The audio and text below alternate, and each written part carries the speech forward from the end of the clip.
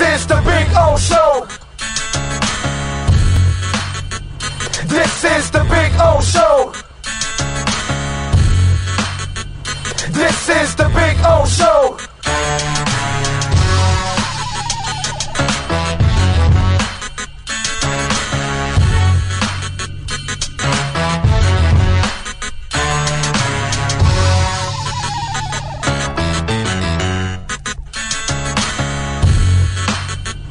This is the Big O Show. This is the Big O Show.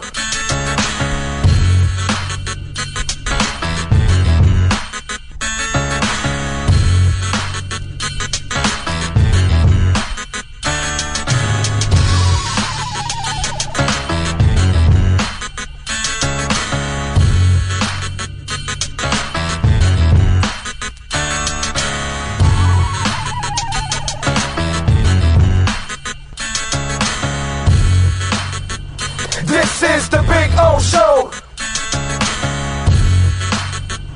This is the Big O Show. This is the Big O Show.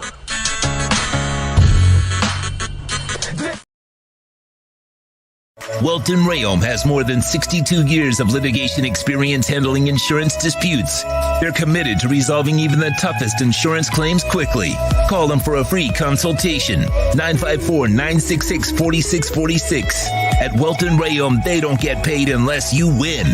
Property damage claims to your home, business, or condo as a result of a hurricane. Welton Rayom can help. Water, mold, fire, smoke damage, Welton Rayom can help. Call 954-966-4646. There's no need to drive around South Florida wasting valuable time looking for a new or certified pre-owned Acura. Go to the #1 volume sales dealership in the Southeast United States. Craig Zinn's Acura of Pembroke Pines. Purchase with pace and space in a dealership tailored to your needs. From home buying to providing that personal touch. Contact the 2020 Satisfaction Award winner Craig Zinn's Acura of Pembroke Pines. 888-776-5123. That's 888-776-5123. Or visit them at 15601 Pines Boulevard in Pembroke Pines.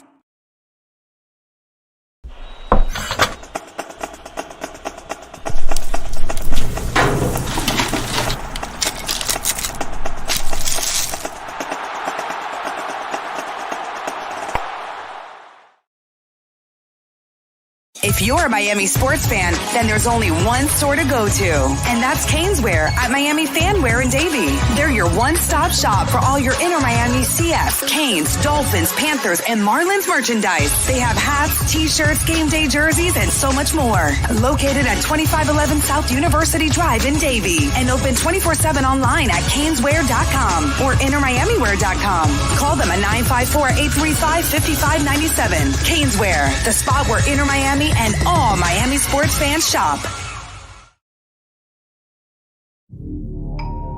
Oh, I think I know what this is. Houston, we have a package. Hello? No matter where you are, the Sloman Shield home security system guards your home. With next-gen perimeter protection, 24/7 monitoring, and interior motion sensing. And right now, get a free Sloman Shield security system and doorbell camera, all professionally installed, for free. Shield your world, the Sloman Shield. When you move, you need a reliable company led by passionate folks, eager to assist its customers during a transitional process that needs to be smooth. Call Essential Moving Experts at 844-368-5750 for all your local and long-distance moving needs. You can rely on Essential Moving Experts.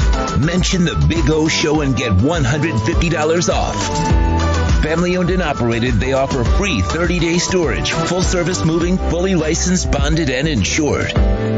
Moving was never so easy. EssentialMovingExperts.com. For over 16 years, EJDconstruction.com has provided South Florida residents quality craftsmanship, accurate project management, and exceptional service. That's why EJDconstruction.com is an A-rated member of Angie's List and the Better Business Bureau. When you're looking for the right custom home builder for additions or home remodeling, please call my friend Eric at 305-433-4843. That's 305-433-4843 for EJDconstruction.com. Welcome to Red Light Therapy, a revolutionary technology perfected by NASA to aid in muscle strengthening and recovery. Red and infrared light has the capacity to penetrate deep into the cell's mitochondria, potentially leading to increased energy, faster recovery, and the optimal performance your body demands. Train, fight, recover.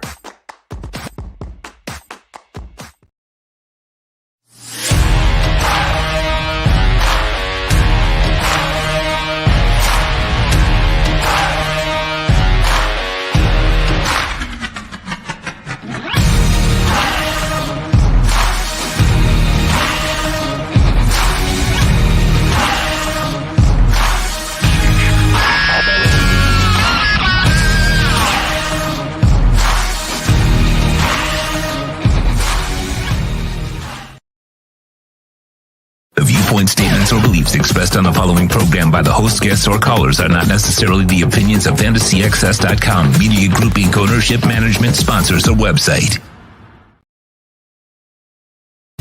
When it comes to South Florida sports teams, very few in the media have witnessed, lived, and covered it like the Big O. Let's start the program dedicated to your favorite South Florida teams with a passion that's unmatched. The Big O Radio Show is on. Here's the Big O.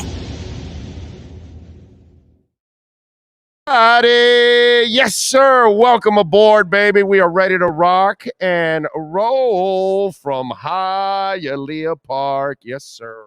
Where we are every single Thursday. We got a loaded, absolutely loaded show for you. You're going to love the show we have for you.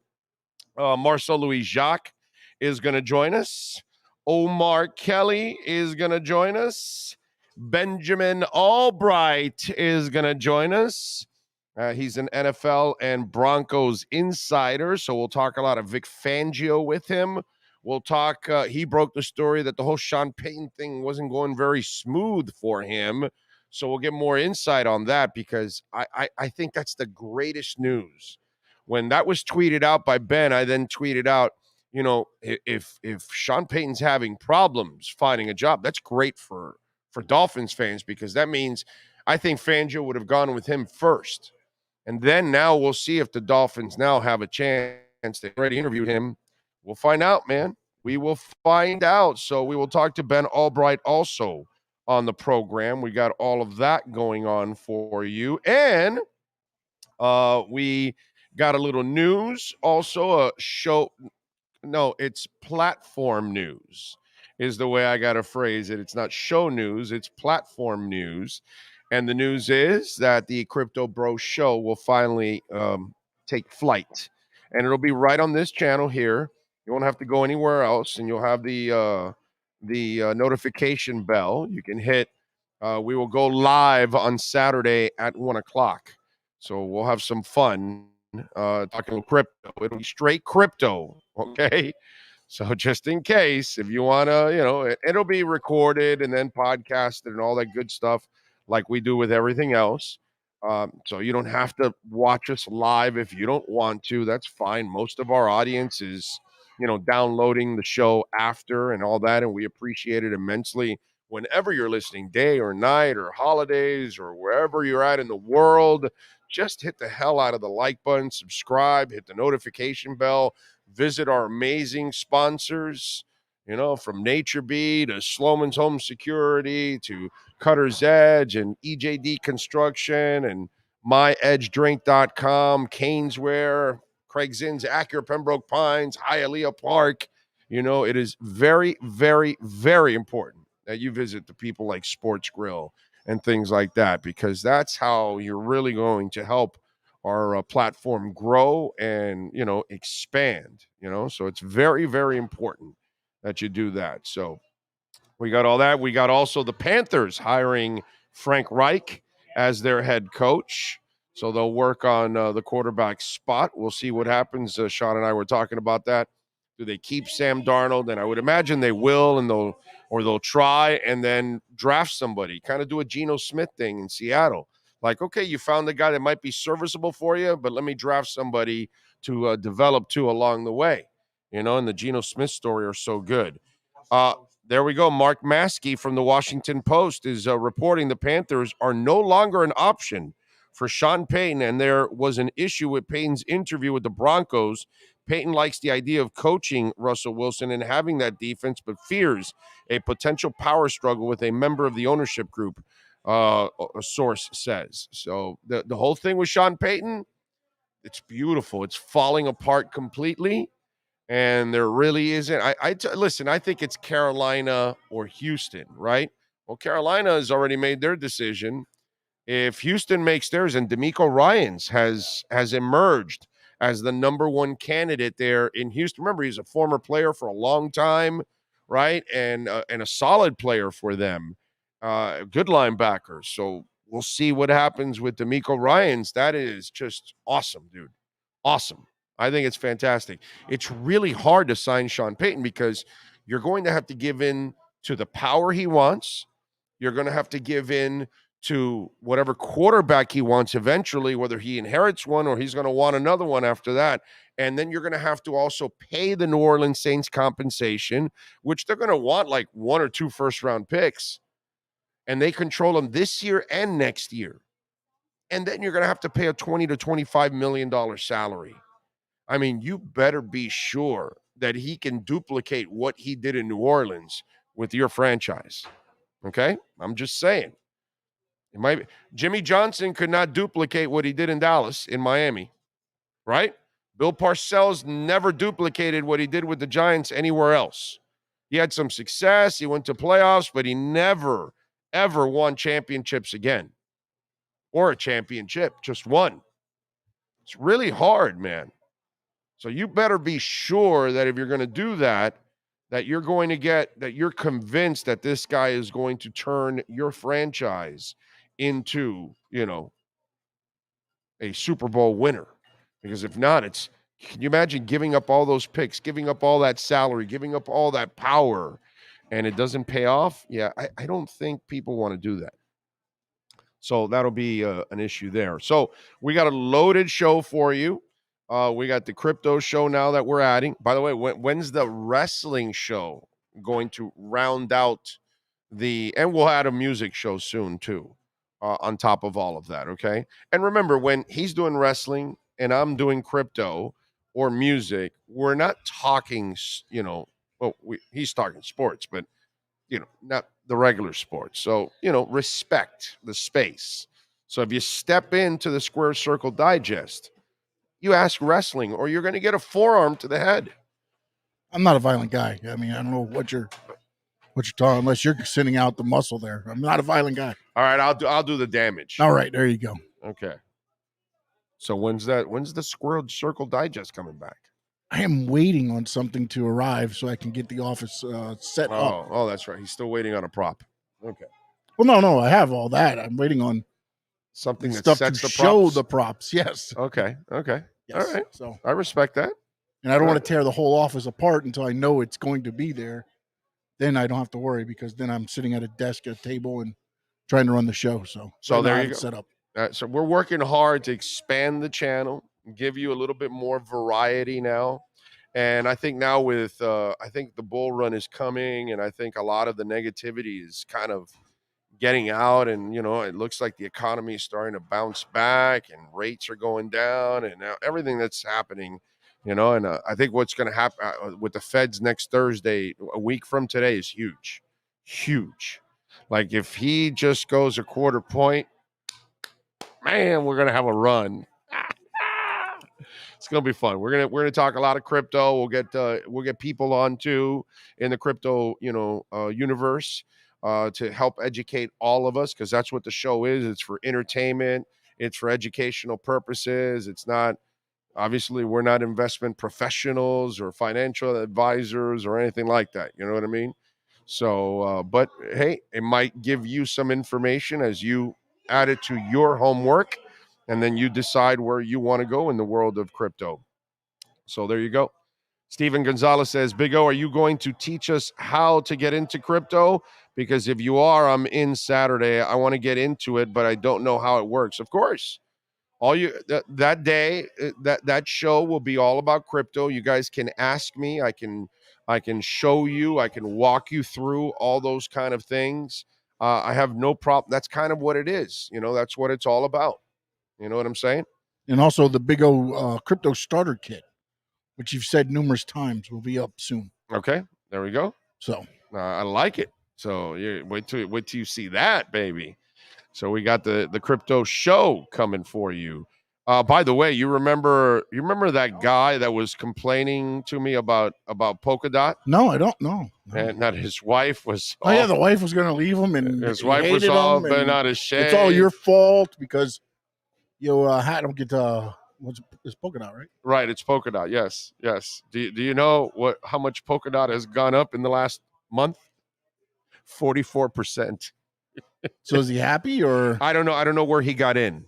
I have no idea. That's true. Yeah. You know what I'm saying? I don't know where he got in. I don't know if he kept buying all the way down like you're supposed to. I'm going to say no. Just judging by the way. It's hard, right? Because he was probably afraid to tell his wife that he invested more money, which is what you're supposed to do if you believe in something.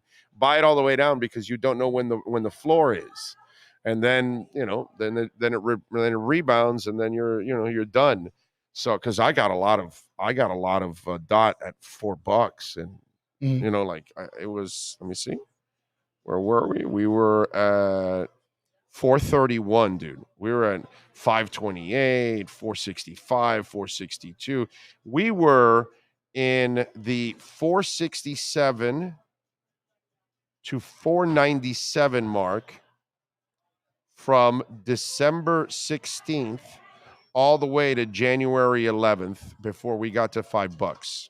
And it's at 645 right now. I'm just saying, if you got in just between the $4 range, you're making money right now. You know what I'm saying? And that's what I'm saying. So if you got in the $5 range, you're making money.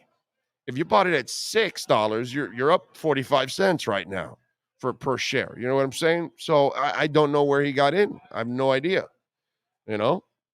And so, but it is what it is.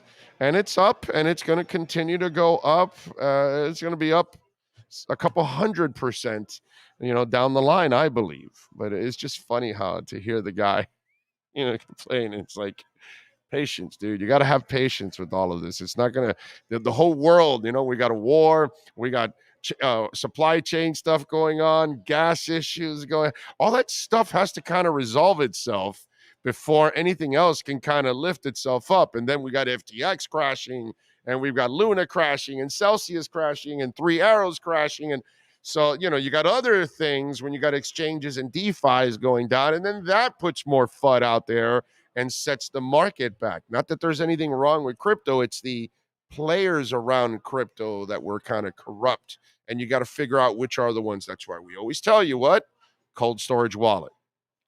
Don't let these idiots hold your crypto. You can control it yourself, man.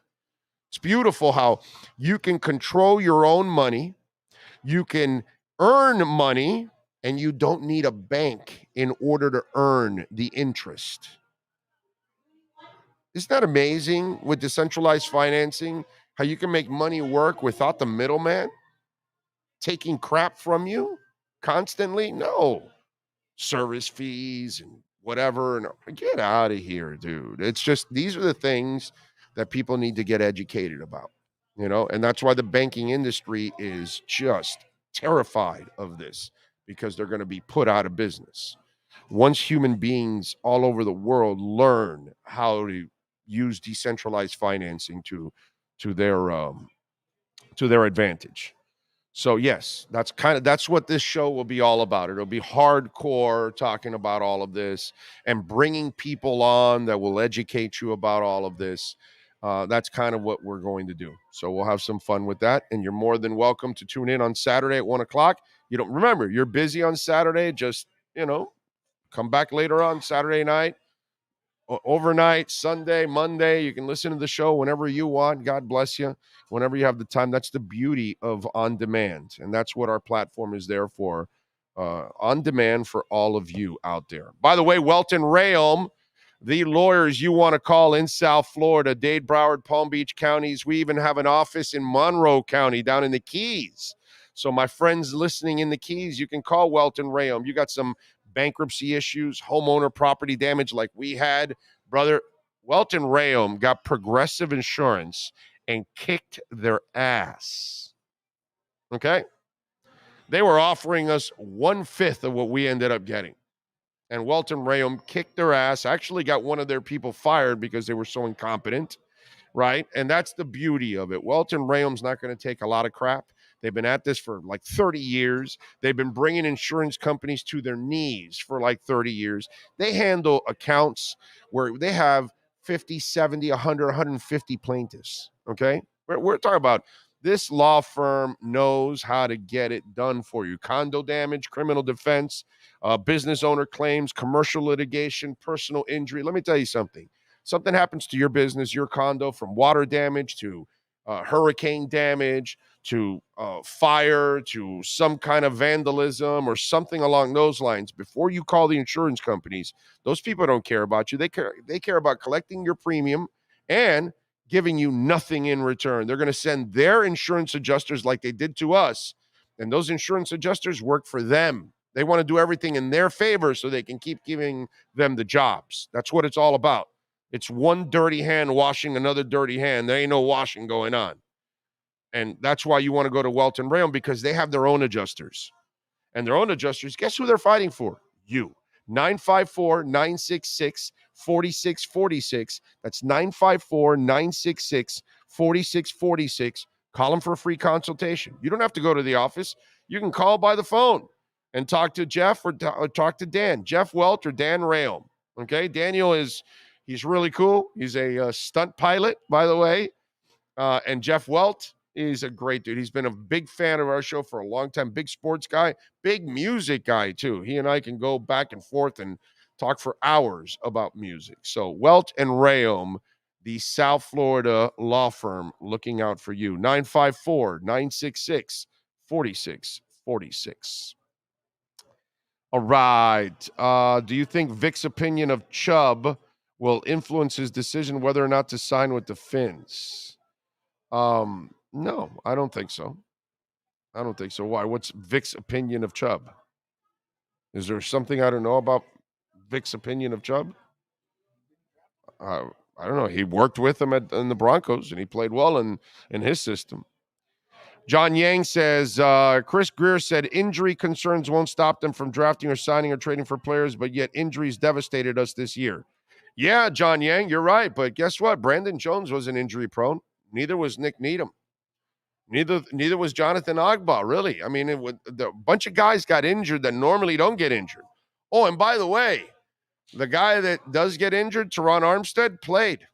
He even played for the playoff game, the injury-prone guy. The injury-prone guy, Chubb, he was in the club, and he was on the field. So he did play. The only real injury-prone guy that was on the injury list and didn't play was Tua. Most important guy, by the way. But, that's where, John, you're probably half Cuban, and you're exaggerating. Because mostly it's about bad luck. True Williams was about bad luck. That's just the way it goes, dude. Brandon Shell, second to last game, gets injured. Just bad luck, man. Austin Jackson was not injury prone. Austin Jackson just was bad. And then he was actually having a good camp and a good preseason, and then he had the high ankle injuries. You see what I'm saying, John Yang? You know what the problem is, John Yang? You're a parrot. You repeat the same thing other misinformed people say, and then you keep repeating it, but you don't actually go back and take inventory of your statement to see if it's actually accurate. Now, what your statement should be, John Yang, is, dude, why does he sign Armstead or draft Tua when everybody knows those guys are injury prone? You want to ask that? That's a legitimate question. Okay? But you say about injury, you make it sound like everybody was injured and everybody's injury prone. And that's not true. The 3 injury prone players, 2 of them were playing in your playoff game. They found a way to suit up. By the way, Chubb actually might have played his best game that last game, which is crazy. So you gotta look for the facts, my brother.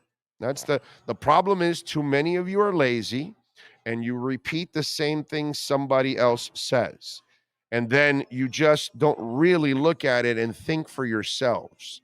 We have too many people in this world that don't think for themselves. They just follow like sheep and they don't really understand what the hell is going on. Okay? The anxiety I go through waiting till 3 p.m., LOL, says True Fin Fan.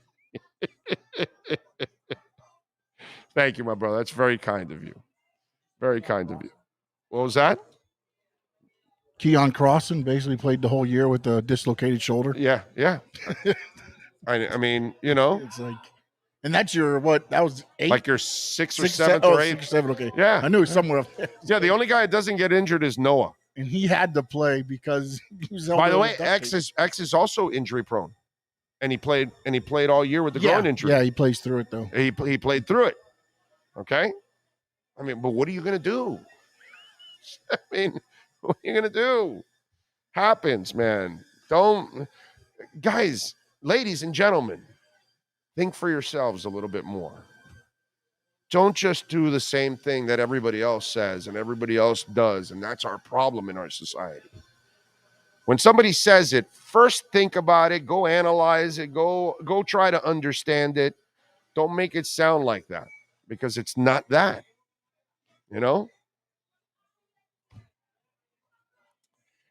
Let's see. Walmart Bag says, Big O, do you think our FO actually cares about the fans? Feels like our organization is 10 times more corporate than other teams. Look at our social media and doesn't seem to do anything for the diehards. I don't know, man. I mean, I saw wasn't Dolph Freaky on the field this year, Yeah, I've never seen. When I was a kid, no fan like Dolph Freaky ever went on the field to, egg on the fans. That never existed. It was drunk ass Dolphin Denny, rest in peace, right? And that's it, dude. You know what I'm saying? So I'm not exactly sure what your point is, but they're probably more fan friendly or fan oriented than they've ever been, actually. Because none of this crap ever existed 15, 20, 30, 40 years ago. They never did any kind of stuff like that. So, I don't know, man. It's just... Also, Walmart Bag, are you a season ticket holder? They need to win for us. No, but the season ticket, I've watched on Dolph Freaky's Twitter, on, on Ian. Big E. Big E. I've watched on their thing. They're at all these events. Yeah. Big E presented an award at the Dolphins Gala. Yeah, exactly.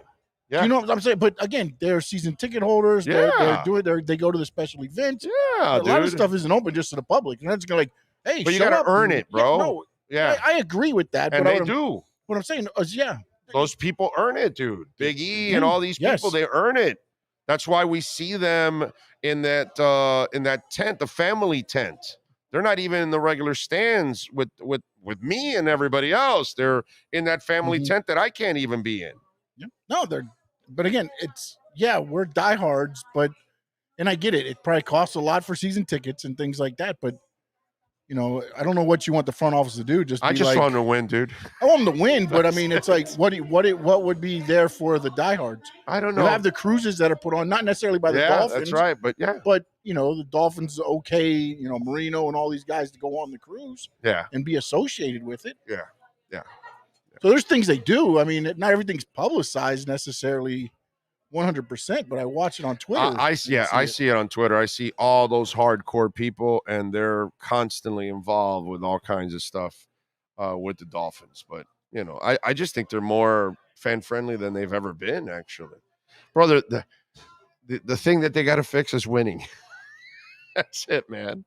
Just get to the playoffs, start winning games in the playoffs, get us a Super Bowl, all that kind of stuff, and the rest will be garbage. We'll forget about the rest. You know what I'm saying? It's just, these are all frustrations that we all have built up from over the years. That's all it is. Big O, any chance Jakeem Grant comes back to Miami? Is he? No, he's not a free agent. He signed a free agent contract with Chicago, so it must have been a multi-year deal. And I don't think so. So I don't think he'll come unless they release him. And then when we find that out, okay. But I don't know at least I haven't read. Maybe you read that they released him. I don't know anything about that. From what I know, he's under contract because he signed a multi-year deal with them. Omar just tweeted that I delivered his tweet of the month. Will it be enough to get him in the door with my Panhandle Life Coach show? What if I get a Plasma Center sponsor? Dougie Fresh, you are a trip, my brother. You are a trip. True Fin Fan says, I blocked that troll John Yang. Jamie says, good afternoon, Big O, Sean, and Fins Nation from San Jose, California. Remember to smash the like button and fins up, everybody. Yes, please smash the like button. It's very, very important. And you know what's also important? Get a little Nature B in your system because Nature B is for me. And we got a great deal still going on right now. Take advantage. It might be ending in a couple of days here at the end of the month. We got 2 months for $66. That's the normal price, okay? But we're throwing in a third month, which then brings it under $1. And not only that, $1 per day. And not only that, free shipping we're throwing in on top of all of that. Because normally it's $2 for $66 plus the shipping. But now we're going to give you a free month and free shipping for 3 months, and you're only paying for 2. And those 2 golden capsules will power you all day. You're going to feel the energy all throughout. Those of you that struggle during the afternoon, you get that, that meltdown from your lunch or that downturn from that energy drink or that caffeine drink, and normally it's caffeine, and you got that downturn. Well, in the afternoon, you're going to feel that pep in your step. And then my favorite thing about Nature B and why I've been taking it for over 20 years now, it's boosting my immune system. That's why I rarely ever have a cold. Somebody told me the other day, bro, you're going to jinx yourself. I go, do you know how I've been saying this for 20 years in Nature B? So it's not a matter of jinxing. It's not a matter of luck. It's a matter of, that's life. That's a fact. Okay. Plant pollen has so many benefits for you. Great for creaky bones. It's great for the digestion. On top of all of that, stronger nails, fuller hair, all of these things. There's so many benefits. That's why I tell you all the time, go to natureb.com. And right now, take advantage because next month we're going to have another deal going on. We're going to have another special going on. And this one will not be available. And you're going to be pissed. 2 months, $66. We're going to throw in the third month for free and free shipping. Big O is the code. Get in there, baby. Go to natureb.com and check out all the other products. My wife loves the wrinkle cream. I tell you all the time about the soaps. The lip balm is awesome. So if you live somewhere in a cold or dry area where your lips get chapped, that is absolutely awesome. We talk about the cough drops also, which are just phenomenal, coating and soothing your throat. So if you have throat issues like I've had in the past, oh man, you pop one of those in. It's a little spicy, but it is so good, man. I'm telling you, really, really good. So there are so many other products there at natureb.com, but obviously the plant pollen is God because it comes from clean green New Zealand, all natural, not made in some kind of a lab, and it's great for the kids too. Kids can take it. My daughter's been taking it for a couple decades now. All right. All natural. You can't OD on it. You only take 2 a day, but you can take 25 of them. Won't do anything to you. It'll protect the hell out of you, but it won't do any damage to you. That's the beauty because it's all natural. Oh, by the way, one more test. Grab the capsule and do what you never do with any other capsule. Break it open and have the powder straight up. And you're going to go, no way, dude. That tastes like ass. Nope. Because it's pure plant pollen. It's going to taste good. And you're going to go, wow, it doesn't taste bad. All right. You're not going to have that bitter beer face. naturebee.com. Do it. You'll remember me. Like a lot of people have over the years that continue to take it. Right, Big O. We all want a cleaner runner offense, a top 10 defense, and a healthier 23. Then we might just win a freaking playoff game. Or 2 or 3. John Yang says, tell True Fin Fan to unblock me, Big O. Well, John Yang, you have troll in you. That's the problem, my man. That's the thing. There's a trollish way of your being, and so you're probably rubbing a lot of people the wrong way. The troll is strong in you, John. Yeah, the troll is strong in you. That's a good one. Jakeem is actually the Browns. I'm sorry. That's right. Right. We traded him to the Bears, and then he signed in the offseason with the Browns. You are correct. Thank you for correcting me on that one. Tristan says, haven't met a Fin fan who doesn't want the old logo back. Of course. I mean, give me a break, dude, So this will be the 5th year after a jersey change. Every single fan needs to tag Tom Garfinkel and annoy him all offseason, 24/7 to make throwbacks permanent. Jose, there's something called the mute button. I just want to warn you. You might keep sending it to him, and he's not seeing it. Okay? I've muted a whole bunch of people. All right. And I'm sure Tom Garfinkel's worried about what everybody says to him. Right, yeah, right, exactly. He's just so stinking successful that he's struggling so badly doing his job that, he really needs the help. 100 people tweeted at me today. That's it. The logo's getting changed. Yeah. Yeah, he's going to look, revenue streams? Okay, we're good. That's it.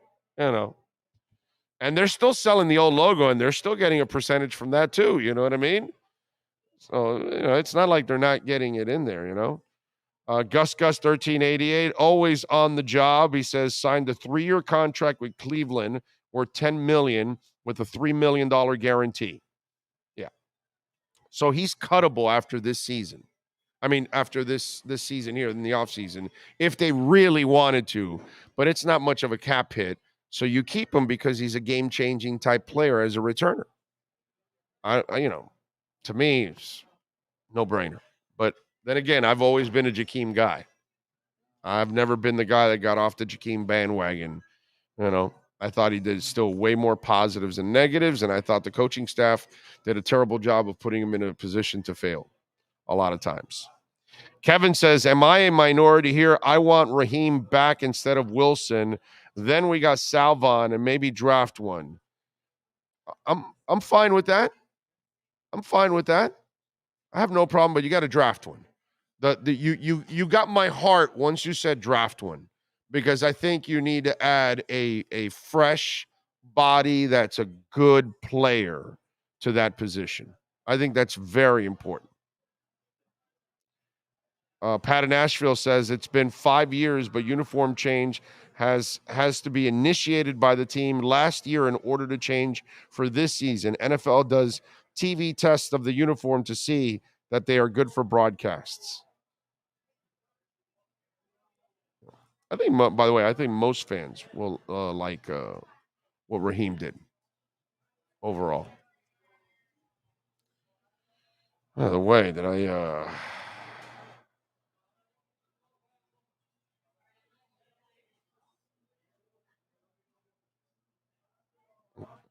sorry, got to reach out to somebody that's reaching out to me. Let's see. What else do we have here? By the way, Bitcoin's still holding strong at 23,000. Once it crosses 25, I think we're going to have a nice strong run overall. I really do. And those of you that got in early, ooh, doggy, you win. By the way, when sports and business collide, we like doing something called the KSDT CPA Sports Business Report.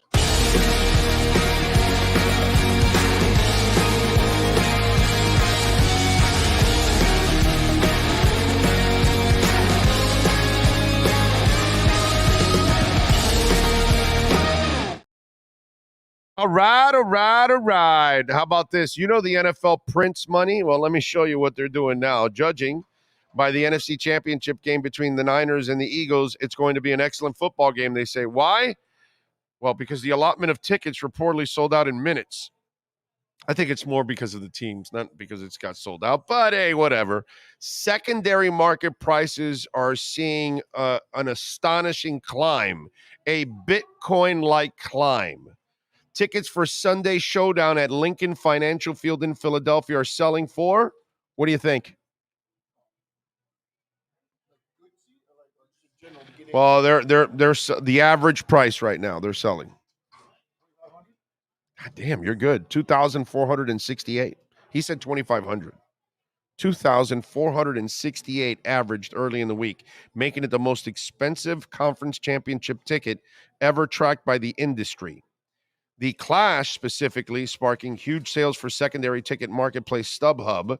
Ticket sales for the NFC Championship game are currently double of those of the counterpart matchup in the AFC between Cincinnati and Kansas City. Overall sales are currently on par with last year's NFC title game between the Niners and the Rams, which was the best-selling NFL game of 2022 outside of the Super Bowl.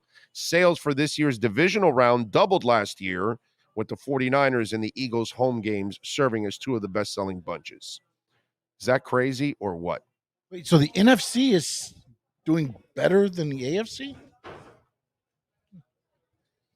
Mahomes' injury? I don't know. But did you see? I don't know. You're going to cover the championship games today at all, or no? What do you mean?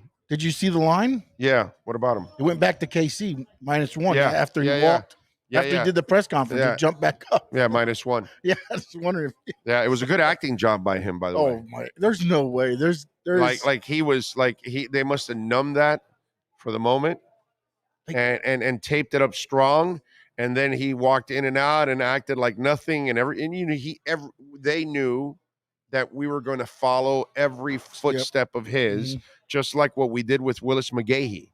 When Willis McGahee got his knee bent inward in the championship game, and we were at the combine, and he comes out of the field that connects with the convention center, and he comes through the curtains, and the media used to wait there.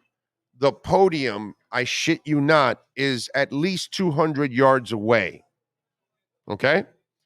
Maybe 150, let's say. So he comes out of it and he walks all the way down the convention center hall, turns into the media room, and it's in the back of the media room, the podium, and he walks up and stands there, and everybody followed him. There must have been cameras all over. I'm sure there's some YouTube video of him at the combine, and it was the biggest freak show because the national championship game was like 5 months removed. Yeah. And here's the guy just like walking like, no limp, and like, whoa. And then that's when, Drew played the phone thing and he made it into the first round with the Bills, I believe, actually, if I'm correct, right? I believe he was drafted by the Bills. I think he was drafted by the Bills. And so the rest is history. He had a pretty much, I could argue that Willis McGahee had a Hall of Fame career. And so the Mahomes thing just reminds me of that moment. They knew it. We know it, that we were going to do it. So off the podium or in the practice field when he was doing that the leg high thing and all that. And because they only allow you in there for a couple of minutes. So I'm thinking like, okay, they allow him for a couple of minutes. And after that, he went running to the trainer. Put him in the training room. Or actually a golf cart came, picked him up and took him away, and nobody saw it, All right, get him ready for the press conference. Ready for the press conference. Yeah. I mean, he's going to play, dude. You got to play. Man. That Bengals defense, though, looks. Yeah. Whew. Yeah. Okay, 4:30 for Omar Kelly, by the way. So Omar Kelly at 4:30. All right. I like it with our essential moving experts. Miami Dolphins exchange. All right. Let's see. True FinFan says, "Am I wrong? More guarantees means less cap hit." No. You will. No. You're always going to get cap hits. What the guarantees do is then break it down over the following years. So that's what happens. So let me explain how they do it. Okay. So let's say they give you a 5-year, $20 million contract. Okay. Follow me on this, guys. So if you go 5 million for 20 years, what would be the average salary? 4 million a year, right? Correct? Okay. So you want to lower his salary the first year and you want to make it 1 million. Okay, now remember, let's do the math. So you make this 1 million, the other 4 years are 4 million. So now you make it 1, there's 3 left. Now you're going to break up the 3 million over the next 4 years. Okay? And that's what will then your average on those 4 years, instead of it being 4 million, it'll be 4 million, it'll be 5 million, 5.3 million, in other words, right? No, 5.2 million, actually. So 5.2 million. So your averages go up 1.2 million per year. So that's what happens. And then so you have it at 5.2 now, right? But now you're in year 3 of it being 5.2. Now you need cap space. Okay, so now you guarantee out of this 5.2, you give him, or if it's a salary, you now give him 4 million of it up front. So now you lower his salary to 1.2 that year, and that 4 million gets broken down into these next 2 years. So instead of 5.2, it'll be 7.2 and 7.2, the cap number. So you keep putting it back, but the number keeps increasing, is what you're doing. You know, guys like, I love Omar, but he thinks it's fake. Eventually, you have to pay the price. You will have to pay the cap space. You know, it's going to happen. You're going to have to take the hits. And usually they're terrible hits like they did 2 years ago with the Dolphins or 3 years ago. Then in 2019, they just absorbed all kinds, and they had very little space, and that's why they had very little talent on the team, because they couldn't pay a lot of people. And in the following year, they still had some cap hits that they had to take, but not too many, and then they were done. But that's kind of the way it goes, and that's kind of the way you build it up. And so the Rams, oh my God, the Rams are set up for the next couple of years that they are going to be crippled. And you'll see it. Eventually you'll see it. You're going to go, wow, they can't really, and they've got to get rid of people, and it's going to be an ugly situation. But they got their championship. So to me, I don't mind if you put yourself in that position as long as you win the championship. But if you're going all for it, man, you better win, because after that, you still have to go through the cap hell. And that's what the Dolphins did. They failed, and then they had to go through the cap hell anyways. And so Chris Greer's first 2 years, he had to absorb the cap hell. By the way, Jimmy Johnson did that for Don Shula. Don Shula left cap hell, and and Jimmy had to clean it up. The 2 things that Jimmy did, he built the defense and he cleaned the cap. I do give him credit for that. Okay. He handled it a lot better than Shula did. He understood it a lot better than Shula did. And that's understandable. Shoes was at an older age at that point. And then to hit him with, oh, well, now your pie is broken down financially and all that. It was a confusing, it's like crypto to people that are my age or 60 or 70. You know, you tell crypto to 50 and 60 and 70-year-olds and they're freaking out. You know, you tell a 20 or 30-year-old about crypto and they're making changes right away. They're adjusting to it. They understand it. Somebody older, they're so used to doing things traditionally that they don't know how, or they don't feel safe in adjusting to something new. It's kind of what it is. But anyway, so there you go. So that's how cap hits work, and that's, you know, basically, you know, and I broke it down in basics for you, but that's kind of how they put themselves in cap hell. Right. Signing bonuses don't go against the cap. They go against the cap in the following years, not the initial year. Right. That's what they do. But they do go against the cap. I don't know if you think that the signing bonus doesn't go against the cap. No, it goes against the cap. It's just, it gets thrown back. That's all it does. Signing bonuses doesn't go on your first year of the cap. You can adjust it however you want. You can sign a guy to $100 million contract with a $60 million signing bonus. And if you want to make his first year salary $1 million, you can do that. Right, exactly. Deshaun Watson. They did that. Very good. Deshaun Watson, that's what they did. And then everything else is heavy. It's backloaded. It's very Jeffrey Loria-like. But eventually the Pied Piper will have to be paid. You know? And that's the thing. The Browns already ruined their first year with no cap space. You know, now with cap space, I'm sorry. Next year, oh my God, his salaries increase exponentially, and you will not be able to sign the same amount of people. So now you're behind the eight ball. You know, the Bengals got the rookie years of Joe Burrow to take advantage. The Chargers got it. The Dolphins got it. Whether they do it or not or win a championship, we don't know. But Russell Wilson in Seattle, where they were able to do it. Once they had to pay everybody, they couldn't keep everybody anymore. Notice how the team fell apart. You know, it was just hard to keep everybody. Baltimore, you know, Joe Flacco gambles on himself. They win the championship. Now you've got to pay Joe Flacco. That means you can't pay everybody else. And you started to lose all the pieces that helped you win the championship besides Joe Flacco. And guess what? You didn't return to a championship again. It's hard, man. Once you've got to pay. And let me tell you, the Bills now are in a really difficult situation because the fat part of Allen's contract now is going to start to take over, which is now going to limit what they can do, which is great for the Miami Dolphins. That's why why do you think last week I told you you've got to pick up the 5th-year option? You're paying him 9.5 this year, Tua. So next year it'll be 22. 22 is not a crippling number anymore. It's not going to cripple your cap, but once you have to start getting to 35 and 40 and 45 and 50, now that really starts to take out major chunks of your salary. And then that becomes a problem. So technically Miami can buy themselves another year of trying to take advantage of that window by using the 5th-year option. The blind people that don't understand the business of football are again, there's the group of you that, of course, you don't like Tua, you don't believe in Tua, whatever, so you'll make any excuse to want to get rid of him or whatever. I'm not talking to any of you because obviously you already have your agenda.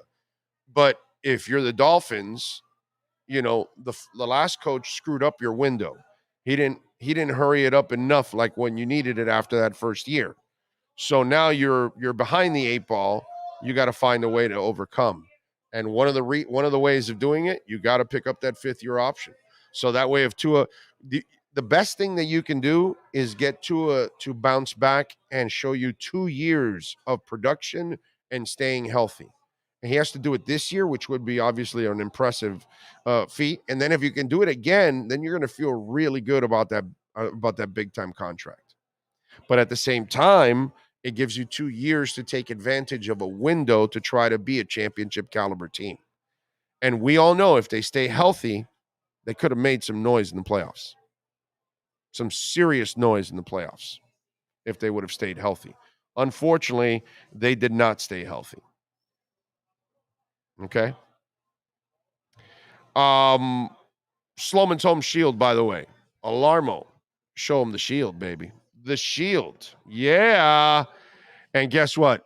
The shield right now, you can get a free doorbell camera. 1-800-ALARM-ME. I love that doorbell camera. It makes my life easy. Somebody rings the doorbell, whether I'm home or I'm on my way home or I'm at work or I'm here in Hialeah Park. I know exactly who's at the door.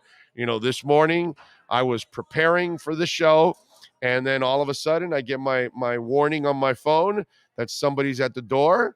I click it, and I see there's a delivery guy dropping off a package for me. Pretty cool. Got me some new Crocs, by the way. I like it. I got some heavy metal Crocs.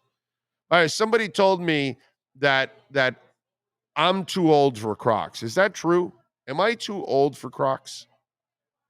Am I too old for Crocs? Bro, they're comfortable as hell. They're comfortable as hell. Age is just a number. Yes, exactly. That's the way I look at it. By the way, every time I see a pair of Crocs, I think of one person and one person only. Really, one of the better dudes in this business, Zach Krantz. Zach is such a nice guy. He's a really good human being, and Zach's been wearing Crocs like forever, dude. Right? Like way before it was ever a craze. Yeah, he's the one. He taught me. Right? Yeah, he's my teacher. He's my mentor. There you go. I mean, he's one of the good people in this business, and I always think of Zach, bro, because he's been wearing Crocs for, I don't know, since I've known him practically almost. You know what I mean? It's a morning thing, right? Because he always did the morning show. Yes, yeah, So you just slide up, throw the Crocs on, and go. Yeah, but dude, he'll go to camp. Yeah, he goes at out, camp. He's in Crocs. In camp, he's always in Crocs. I know. Okay, and that's not like, like I'm the guy that's like in part of the craze that's of Crocs now. Okay, I wasn't wearing Crocs before, but now I understand what Zach was all about. These things are comfortable as a son of a bitch. Wait, or what's your color for the Crocs? What colors we going with? I got. Look at that, the red ones. Oh my goodness! Oh no! There you go. So, sorry, Alarmo.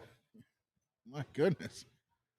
So yeah, we got some Crocs there. Yeah, well, I got some. I got a yellow and black one.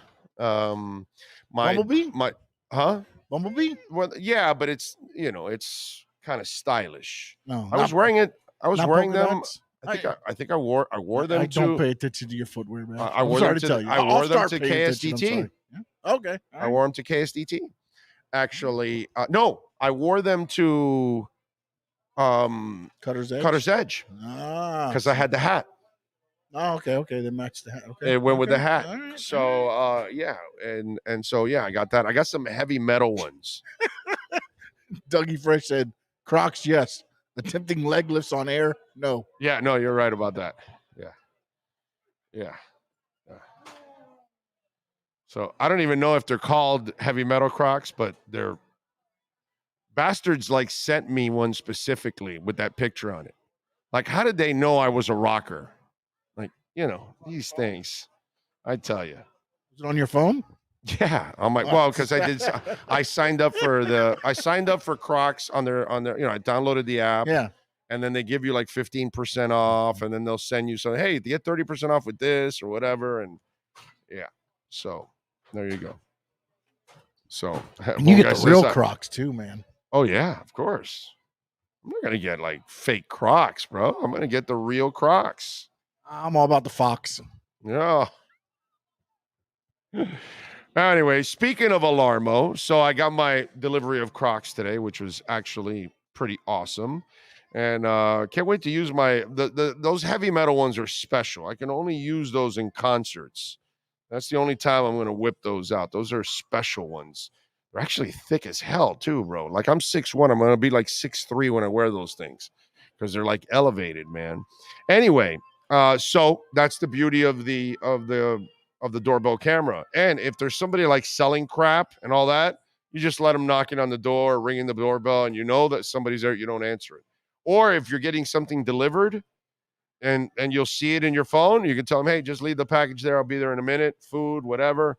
That's what I love about the doorbell camera. We're going to give away 40 of them right now to Big O listeners. 1-800-ALARM-ME. That's 1-800-ALARM-ME. And folks, when you use our professional installation and our low-cost central station monitoring, you're going to get an LED touchscreen pad, a motion detector, 3-arm doors, and a backup battery. Listen, Sean Stanley has his own protected by Slomin's. So do I. We use it every day in our lives. And by the way, we're still in winter time. So a lot of you, let me tell you, Slomin's is all over the country. California, Connecticut, New Jersey, New York, Maryland, Virginia, Georgia, obviously here in Florida. But heating oil, not really necessarily for Florida, but some of the other states I mentioned, call 1-866-OIL-DEAL. Listen, Slomin's has been helping Americans out and protecting them for 100 years. They also, they do a great job of selling heating oil at a fixed price to save you hundreds. All you're going to do is pick up the phone and call. You know what you pay for heating oil monthly, right? Ask them. 1-866-OIL-DEAL. All you're going to do is make a phone call to compare the price. Tell them that you heard it on the Big O Show. They will take care of you. 1-866-OIL-DEAL to get a great deal on heating oil from Sloman's. Dye your hair pink, Okay, why not? Recently, guitarist The Edge posted a photo from Africa, and he was wearing Crocs. There you go. See, we're all learning from Zach Krantz, who is way ahead of his time and knew that they were comfortable. Okay? Richard, he says, I've never tried Crocs. Richard, don't try them, because once you try them, you're going to keep buying them, and you're going to want to use them because, damn, they're comfortable, dude. You know, they are comfortable. The wife just got the 100-year Disney Crocs. Wow. Okay. Those must be pretty special. You can move off Tua. Did the Dolphins move off Tannehill? Did the Bengals move off Dalton? Did the Eagles move off Wentz? You can do anything you want to. And you can troll like John Yang. Just be a troll all day and repeat the same shit all the time. You know, John, let me ask you something, bro. Like, do you have a life? The guy's coming back already. There's going to be no changes. There's no Aaron Rodgers. There's none of that. You're just wasting your time. You're wasting our time. You're wasting our space. All of that on the chat board. For what? For being a troll? Do you know what happens on this show when you're a troll? You know, smarten up, bro. And all of you out there already, just get a life already. There will be no Aaron Rodgers. There will be no Tom Brady. He can go to country day school all he wants with his kids and all of that while Giselle is out horseback riding with her trainer. Yeah, she's getting trained properly. So you guys can all talk about, you know, Derek Carr and this and that, and you can just waste your time talking about this. Okay? I mean, you all sound like a bunch of freaking idiots. Tua's coming back. That's the end of the story. They're not making any changes. That's it. The only change might be the backup plan to him. Maybe they draft a kid. Maybe they bring in a veteran. I don't know. That will be the difference. I don't think Teddy's the guy that comes back, to be quite honest.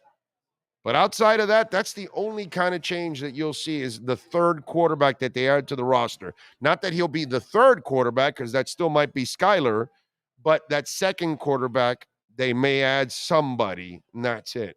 But the rest of you, I get it. You hate Tua. You don't believe in Tua. You think he sucks. You can't trust him. Your opinion doesn't matter anymore. It doesn't matter at all. It's over. The decision's been made. So move on already. And that's it. And if you don't like it, then don't watch the Dolphins. Don't talk about them. Since you don't like Tua, then don't talk about him at all. Don't worry about it. It's over already. Since you don't like Tua, why don't you do this? Do what I try to tell you guys out there, because some of you out there, you still want to watch or listen to some kind of a host that you don't like Skip Baseless or what's a cow turd, right? And then you're telling me, hey, you hear what he said? No, I didn't hear what he said, because I don't care. Because I don't care about people. I don't listen to them, don't watch them, so I don't care. But yet some of you out there, you don't like them, but you still go watch Skip Baseless, which I don't understand that part. So those of you like John Yang, you don't like Tua, bro, get lost. Leave. Get out of here. We don't need you on the chat board. We don't need you at all, clouding the whole place up for no reason, because there's no changes. And since you're disappointed that Tua's coming back, why do you watch the Dolphins? I don't get it. You see what I'm saying? So there we go. But if you want to continue, then I'll do what I normally do on the channel. That's all. Let's see. I heard that Jordan Poyer is coming to the Miami Dolphins. Okay. You heard Jordan Poyer. Who told you Jordan Poyer? What relevant and what real reporter actually said that? Who? Was it a Facebook post? Was it your friend? Come on, man. Big O, it's a big issue with society. People don't man up and admit that they were wrong about Tua. That's all they're doing. All those people, they were all wrong about him as a player. He proved them all wrong, so now they all lean on the injury stuff. That's it, because that's all they can do. They were already wrong about him playing, so now they'll just live off the injury shit all the time. I like having the number 1 rated QB in the NFL on my team. Just hope he has better luck next year staying off the field. Miami's a Super Bowl contender. I agree. Big O, I don't like Tua, but I like you. Well, John, I appreciate that you like me, but I think you're a big waste of time, brother. You talk a lot of shit about something that has nothing to do with anything whatsoever. The guy's going to play here. That's it. So talk about the player that's here when he's on the field or when he's off the field, whatever happens to him. But talking about other quarterbacks, it's a waste of time. It's stupidity. It's ignorance. That's all it is. It's just silly. Would you take Rodgers or Tua? JT, I don't do those stupid ass questions. Okay? I don't care about that stuff. That hypothetical means nothing. Brother, you guys need to go see fan sites or stupid radio shows that are lazy and they can't come up with any subjects or anything like that, so they can waste their time talking about stupid ass stuff like that. Why would I care about a hypothetical like that? You clearly don't watch this show enough to know not to ask me stupid hypothetical questions. Okay? That's for those fan sites. Okay? Those kind of people that have nothing else but to do but complain or create controversy or whatever, that's what they want to do. I don't need to do any of that shit. Oh, yesterday we forgot to mention Talking Heads and Tom Tom Club bassist Tina Weymouth. Actually, that's a good call on your part. And Genius of Love is still one of the best beats out there. All right, let's get ready for hour number 2 of the program. Let's get the edge with Marcel, Louis, Jacques. If you're a Miami sports fan, then there's only one store to go to, and that's Caneswear at Miami Fanwear in Davie. They're your one-stop shop for all your inner Miami CF, Canes, Dolphins, Panthers, and Marlins merchandise. They have hats, t-shirts, game day jerseys, and so much more. Located at 2511 South University Drive in Davie, and open 24/7 online at caneswear.com or innermiamiwear.com. Call them at 954-835-5597. Caneswear, the spot where inner Miami and all Miami sports fans shop. Oh, great. You have a doorbell camera. Now you have a front row seat to your house getting robbed. They're breaking into my house! Ooh, there goes the TV. I'm sure it'll turn up at the pawn shop. No, not the TV! Just because you can see them, that doesn't mean you can stop them. With Slogans, you get 24-hour monitoring, a free home security system, and professional installation. Plus, free doorbell camera, one that'll actually work for you. Get out of my house! Get out of the house! Call 1-800-ALARM-ME. For over 16 years, EJDconstruction.com has provided South Florida residents quality craftsmanship, accurate project management, and exceptional service. That's why EJDconstruction.com is an A-rated member of Angie's List and the Better Business Bureau. When you're looking for the right custom home builder for additions or home remodeling, please call my friend Eric at 305-433-4843. That's 305-433-4843 for EJDconstruction.com. Welcome to Red Light. Welcome to Red Light Therapy, a revolutionary technology perfected by NASA to aid in muscle strengthening and recovery. Red and infrared light has the capacity to penetrate deep into the cell's mitochondria, potentially leading to increased energy, faster recovery, and the optimal performance your body demands. Train, fight, recover.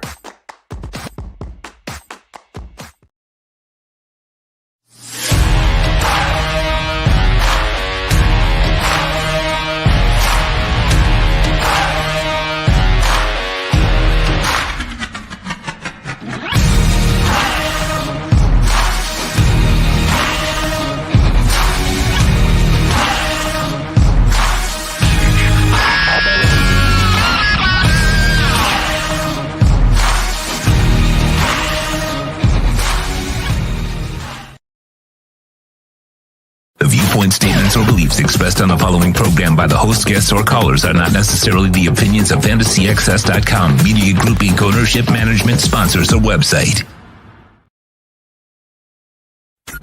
Time to get the edge on the Miami Dolphins with our Edge Energy Drink Miami Dolphins report. When you want the energy drink that's delicious and smooth with zero aftertaste, you can only order Edge Energy Drink at myedgedrink.com. That's myedgedrink.com. Here's the ESPN Dolphin insider Marcel Louis-Jacques. There we go. All right. We are ready to rock. Bitcoin is over 23.1. It's a beautiful thing. How much Bitcoin do you own, Marcel, as a young guy? I want real money. I want tangible money. I know. I work too hard to get tangible money in my bank account. I ain't doing all this. I know, dude. Why would you want something that in 14 years has gone from 0 to 23,000? No, of course, because the all I see are people stressed out about it. Oh my God, it's up, it's down, it's real, it's not, it's back, it's. Yeah, no, let me ask you something. I'm doing fine. Last year, the bear market, when you come on with me, you ever see me stressed out? Literally every week. No. Not. We're not talking Dolphins.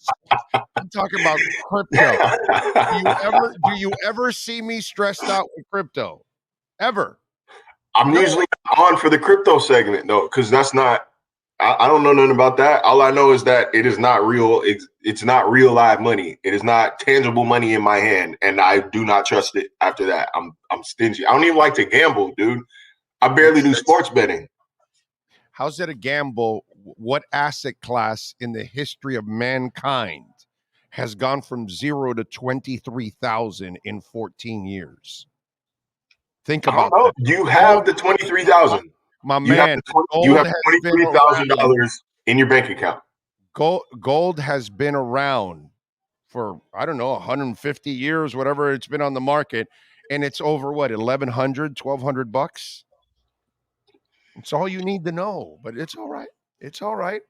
It's all right. I love hearing it's not real money and all that stuff. And it's like, yeah, it is, but that's all right. Real to me. It's not real to me personally. I have bills to pay. I'm not going to do that in Bitcoin. By the way, is a credit card real money? The collectors are real. That's my point. It's just digital. I don't like using my credit card for that reason. Digital currency has been around forever, bro. You know what I mean? So, yeah, well, at least the credit card is centralized at some capacity. That's the problem. Centralized. That's exactly it. You eventually, in the next 10 years, you will be educated about centralized and decentralized financing, and you will then see the difference. And then 5 years from now, 8 years from now, then when you figure all this crap out, you're going to go, now I know what that son of a bitch was talking about. Now I get what he's talking about. So you will see. What happens first? What happens first? Your money with no bank fees. You won't be paying the bank all that kind of money that you need just to hold it there, just to ship it somewhere, all that kind of stuff.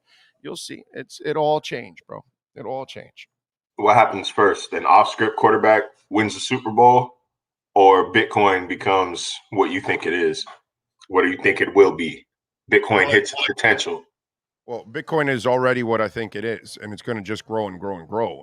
In 14 years, it's got over 102 trillion I said transactions this year. When is it? It is potential. Did you listen to me? In the world this year, in 2022, over 102 trillion transactions were made with Bitcoin. People were buying anything from homes to houses to a coffee to a t-shirt with Bitcoin. Okay? 102 trillion transactions. Yeah. I just Bitcoin is the 19th biggest company in the world right now. It jumped JP Morgan now. It's worth more than JP Morgan, the biggest bank in the country. It's worth more than the biggest bank in the country. It's got a bigger market cap already. But it's just one of these things that's happening and people just don't realize. But I always wonder, because young people are the ones that, when I talk to them, they're the ones that understand crypto normally a lot faster than people my age or older. They are the ones that act like like an old man. But like we've established that I'm not young though. 27-year-old. What are you? 27, 26, 28? What are you? I've said so many times on this show that I'm 30. Okay, 30. You're a 67-year-old, 30-year-old man. We've established this so many times. Oh, I've said I'm washed. I don't know how many times on this show. I'm the oldest 30-year-old y'all know. This is not new to me. I just complained about traffic for 10 minutes last time I was on this show. Come on. Yeah, you are right. You are an old soul. Do you listen to old music too, by the way? At least that not really. Good. No. Nah, here and there. No Earth, Wind, and Fire. I might have a song or two. I like Prince. Prince, there we go. I mean, I'm sure there are more, but of course, I wasn't prepared for my classic musical interest to divulge those. So I'm telling you, I'm a Prince shirt on the other day. You did have a but I'm the perfect long distance boyfriend because of my age. Like I don't do shit. I've said it. My Google tracker is up, down, hard rock, back home, hard rock, back home. One branch if I want to go somewhere else to eat. I don't do all that. And Pat in Nashville goes, Marcel, back in my day, 10 years ago. Hey, look, 10 years ago was a different time. 2013 was a different era, man. Yep. No.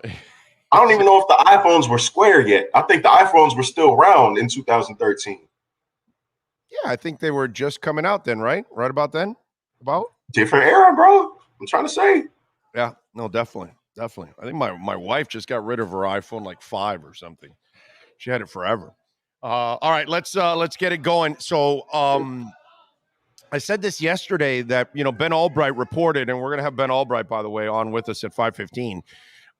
And he reported that Sean Payton was having trouble, kind of figuring out a job, that it wasn't going as smoothly as it can. And now today came out the whole thing about Carolina and that they hired their coach. He's out for Denver. It looks like D'Amico Ryans. This is all really good sign for the Dolphins, right? Because I almost kind of felt that Vic was going to go first with Sean Payton, because why wouldn't you go with Sean Payton, dude? Somebody's going to give him a fat-ass contract for a whole bunch of years. Job security was going to be there for that man right away. So I understood that.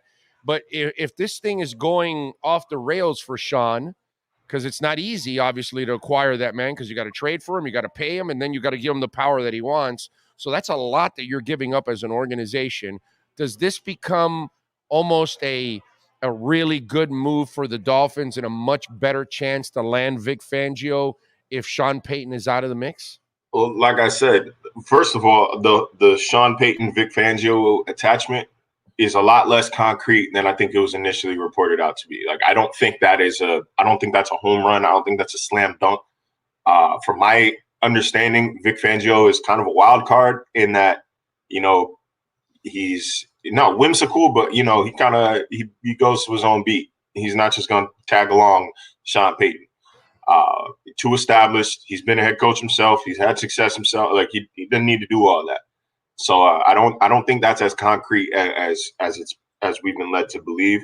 But I said, the worst case scenario if you're hoping that he doesn't join Sean Payton.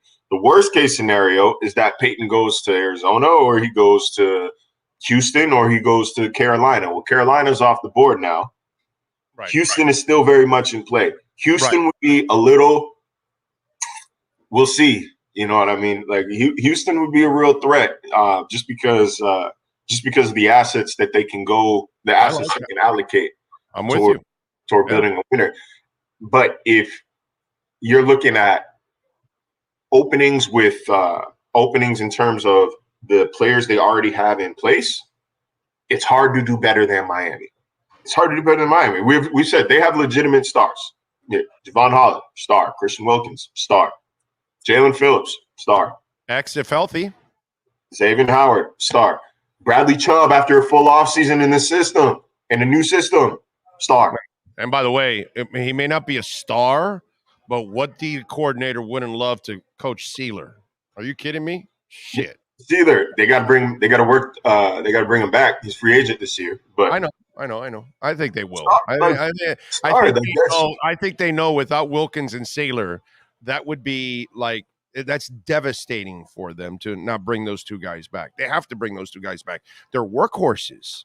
Not only are they great players in their own right, I know calling Sealer great but Sealer is freaking awesome. But he's one of those unheralded guys like you're not going to hear about nationally, but he's still an excellent player. Oh man, love that guy. I think every Dolphin fan loves that guy, bro. That guy's absolutely money. So you're right. It's a sexy destination. No state tax. You got young players to play on defense. Kobe showed a lot as a rookie. That's a guy that I'm sure he would like to work with too. Hey, a head coach that's not going to get in your ass. He's not going to be all up in your stuff. He's not going to be all up in your room. He's not going to be overbearing. Mike's going to say, your world. When things go well, it's not gonna be like Josh Boyer, where we're like, was it Flores? Was it Boyer? Who's responsible? Nope, ain't gonna be no questions. It's Vic Fangio's defense. It's an attractive market. Like this is not so out of the question. It's not so out of the question that he's come to Miami, and it's clearly evidenced by the fact that they interviewed him yesterday.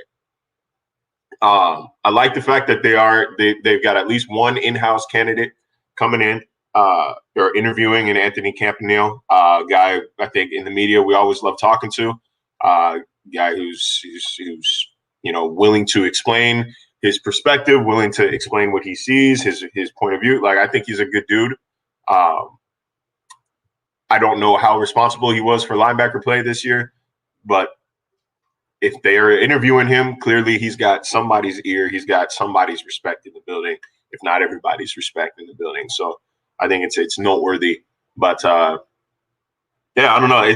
Things are going to get interesting from here because that first domino is falling. We said, I thought that they're waiting on – I thought that everybody was waiting on Sean Payton. Panthers said, nope, we're going to go with Frank Reich. Now I think we're going to start seeing – all it takes is one. You know what I mean? Especially in this league. All it takes is one. And – the dominoes start to fall pretty quickly. If it's not Fangio, out of the other list of guys, do you happen to know who could be the number 2 guy? I think Desai would be another home run hire. I mentioned Giro Rivero earlier, but I think his head coach, the head coach candidacy would have to die out for him to take another DC job elsewhere. But I know that he's got ties. Rivero's got ties to Mike McDaniel. But I would say probably Desai would be my favorite just because of the respect that he has in NFL locker rooms across the league. I think it fits the vibe of what McDaniel. He's like the defensive Mike McDaniel. I'm with. Okay, I get that. All right, because to me, I have not. I mean, if they haven't done anything by early next week, when I'm in Mobile, I guess I'll be able to get way more information on some of these guys to see what the hell is going to end up going on there. With Bevel turning down, somebody wants to ask, which I think is kind of an interesting point. Bevel turned down a couple of places. Now, those places don't necessarily have a quarterback in place, so It wasn't nearly as sexy of a situation. Do you think there's a chance that Bevel could end up becoming the offensive coordinator here eventually? Is there any chance that McDaniel said, hey, man, just give me another year and I'm going to turn this over to you or something like that? What do you think about that? Why? Wow, what is the problem with Frank Smith? What do you mean? Huh? What's our problem with Frank Smith? Is the scenario assuming that Frank Smith gets a head coaching job somewhere? Because no, I don't think that Frank gets fired for Bevel. That's not. I'm not co-signing that. I don't think the offensive staff was necessarily the problem here. I think their problems on offense were failure to adjust and then just rookie moments. No, I get that, but why do you think he turned down those jobs? Because if you want to be a head coach, eventually you got to first go on being a successful offensive coordinator. So he chose to stay here. He's different. He's different in that he's been a successful offensive coordinator. He's been an interim head coach before. Like, I think he could, in theory, interview straight from being a quarterback coach, especially if Tua continues to take a leap and continues to improve and stays healthy next year. Like, I think he's got the resume to just make that jump. I think he realizes that he doesn't have to be a coordinator. I think he didn't take the Jets because a bird in the hand is worth two in the bush. And right now, there's no bird. There's no bird in hand. There's no bird in the bush. There's no quarterback in New York. There's promises. There's speculation. We want to try. We want to do. There ain't no quarterback there. So I don't think he wants to take that. I don't even remember who the other team was that wanted to hire or wanted to interview him. But Browns, right? Wasn't it the Browns? Maybe it was Washington. No, it wasn't. It was Washington. That's right. It was Washington. You are correct. It was somebody that didn't have a quarterback also. And Haneke is a free agent. Not that that's going to attract you to that. Yeah, and so Bevel said, I think it's as simple. I think it's just as simple as it was reported, in that he's like, look, we've got something good here. We've got something going here. Like, why would I want to leave? Like, I can continue to develop. I can continue to strengthen my resume, and I can win. I can win. I don't have to worry about whatever mess is going to happen in New York with the Jets. I don't have to worry about whatever mess is going on in Washington. We feel like we got to remember, these are still two of the most dysfunctional organizations in the NFL. The Jets are stabilizing, but they're still dysfunctional. And then Washington, who in your right mind wants to go to Washington right now, unless you're desperate for a job? Why would you want to try? Like, that organization is horrible. Dan Snyder is subpoenaed for something different every other week. They have, I think, from the top down, have very little respect for the game. The Sean Taylor statue, if it is still there by the time the Dolphins play Washington at FedEx Crummy Field next year, I'm going on a small tirade about the disrespect that they're lobbying a guy who, I mean, to this day, is probably one of the most popular players in franchise history. So, but yeah, I got a little sidetracked there. I just don't think they were attractive options. And he said, look, if that's what I'm going to get, I'm going to stay put. Well, I would imagine now the Jets' plan is Aaron Rodgers, right? Because they went and got Nathaniel Hackett as the OC. So that kind of opens the door. Everybody thinks, okay, you're getting Nathaniel Hackett, Aaron Rodgers. Green Bay said they would only trade him to the AFC. Well, there you go. Joe Douglas. Let's go. Give up the picks. You think that's what's going to end up happening? It could. I think Hackett is, whatever advantage you can give yourself as an NFL team, you're going to try to do. So I think that's kind of what they're going for here with Hackett. And so, we'll see. We'll see. That's dangerous, though. I'll tell you that much. That's dangerous. The AFC East would look scary next year. I think the Patriots snap back too with Bill O'Brien at offensive coordinator. I think the Jets with Aaron Rodgers wouldn't even be fair. That's like with that group of playmakers that they've got, of skill players that they have, all on rookie deals.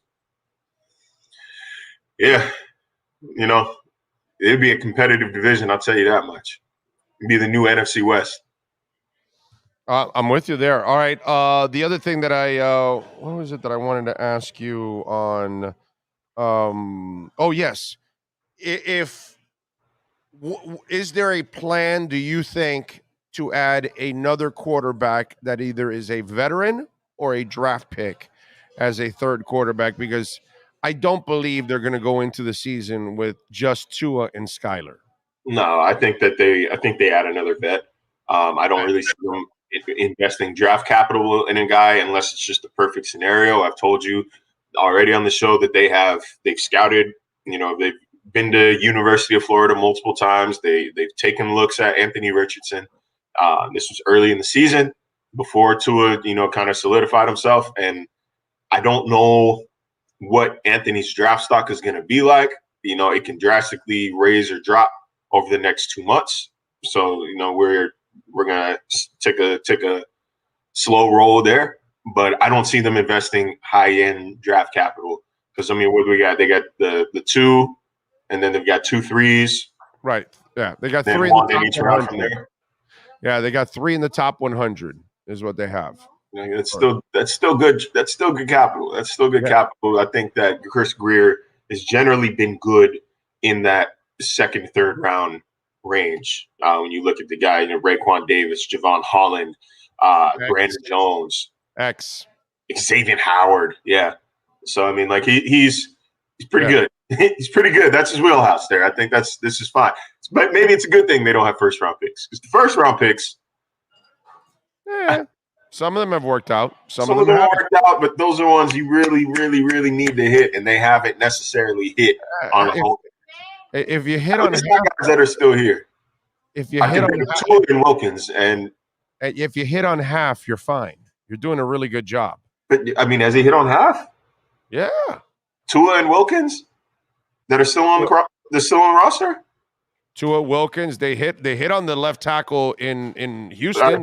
Tunsil and Fitzpatrick, Tunsil and Minka are good. Yeah. Yeah, they hit on other first rounders. It's not like they don't. They've missed on a couple, but dude, Jalen Phillips is a hit, and Jalen Waddle's a hit, and Tua's a hit, and he's gotten a lot better over the past couple of years. You're right. In fact, wait a minute. I say he goes over 50% on the first rounders, because really, I wrote about this. Last year. I think. Let me look it up here for you. Okay, because I want to say that he is hitting, and that's, let me tell you, more than 50% on your first rounders is beast. All right, I got him right here. All right, let's go from 18 on. Here we go. Fitzpatrick. Okay, no. Let's start at 16 on. No, he wasn't in charge then. Yes, he was. No, he wasn't. The other guys were in charge. Those guys were. He was the GM in 16. He wasn't in charge, bro. But go ahead. Go ahead, do it from 16 if that's what makes you happy. Tunsil's a hit, but he's not on the roster. I'm taking Tunsil out of it, but okay, go ahead. Tunsil hit. Then there's Charles Harris, who you took over TJ Watt. Minka Fitzpatrick, 2-1. Christian Wilkins, 3-1. Noah. Tua is what? A hit or a miss? I'd say Tua's a hit so far. Okay, yeah. So it's 4-1, 4-2 with Noah, 4-3 with what's the other kid? Jackson. And then Waddle and Phillips. Waddle and Phillips put him over 500. So that's 6-3. 6-3 in his first rounders. The numbers are the numbers. I think the misses just screamed. The misses were so loud that you kind of get distracted by the fact that he's been better than average. But it's the Charles Harris was. It makes sense even at the time. Whiny bitches about 2020. That's all it is. There's so much. I think that is you're right. That is the one that reigns supreme, because there was just so much hype going into it. Right. There's just so much hype going into it. Reggie D says Minka wasn't a hit here. I don't know. I wasn't here. I know, but when you hit on 6 of 9 first rounders, let me tell you what that is. That's exceptional. That's not mediocre. That's not average. That's not good. That's exceptional. Because I bet you that you can't find 10 other GMs that have hit on 6 of 9 first round picks. Does he get a ding? Does he get dinged if guys are no longer on the roster? Like, does he get a ding if? Why is it his fault that Flores was an asshole and couldn't get along with Minka? He then makes up for it and finds a guy that's just as good in the second round. I mean, that's as badass as it gets, dude. Seriously. That's bad mofo right there. I think he's been from rounds like 2 to 4, 2 to 5. I think that's where you make your money really as a GM, man. That's where you make your money. That's where you earn your weight. Let's be honest now, okay? I'm a big Chris Greer believer, just like I am a believer in Tua, and I believe in Mike McDaniel too. He's got to grow, but he's fine. But let's be honest now. What saves Greer in the end is if Tua becomes the guy.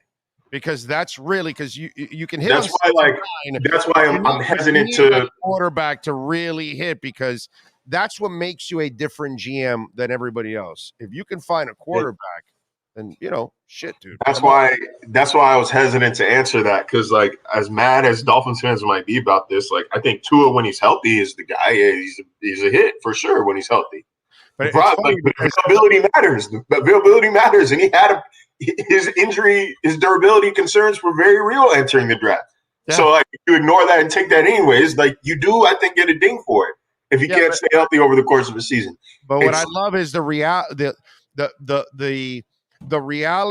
to the narrative. Okay. And like you were just saying, you started out with the narrative. Oh, well, you got to hit on your first rounders. Now we went over it and you're like, oh, wait a minute. Actually, he's done pretty good with the first rounders, right? And then it's like San Francisco. Well, they found Brock Purdy. Okay, yeah, they found Brock Purdy. That's good. But don't forget, they keep signing Garoppolo to a fat-ass contract, and he keeps failing on them. And they traded 3 first-rounders and a second-rounder for Trey Lance. So don't forget that they made their mistakes too, okay? And maybe Brock Purdy is just on a little roll right now.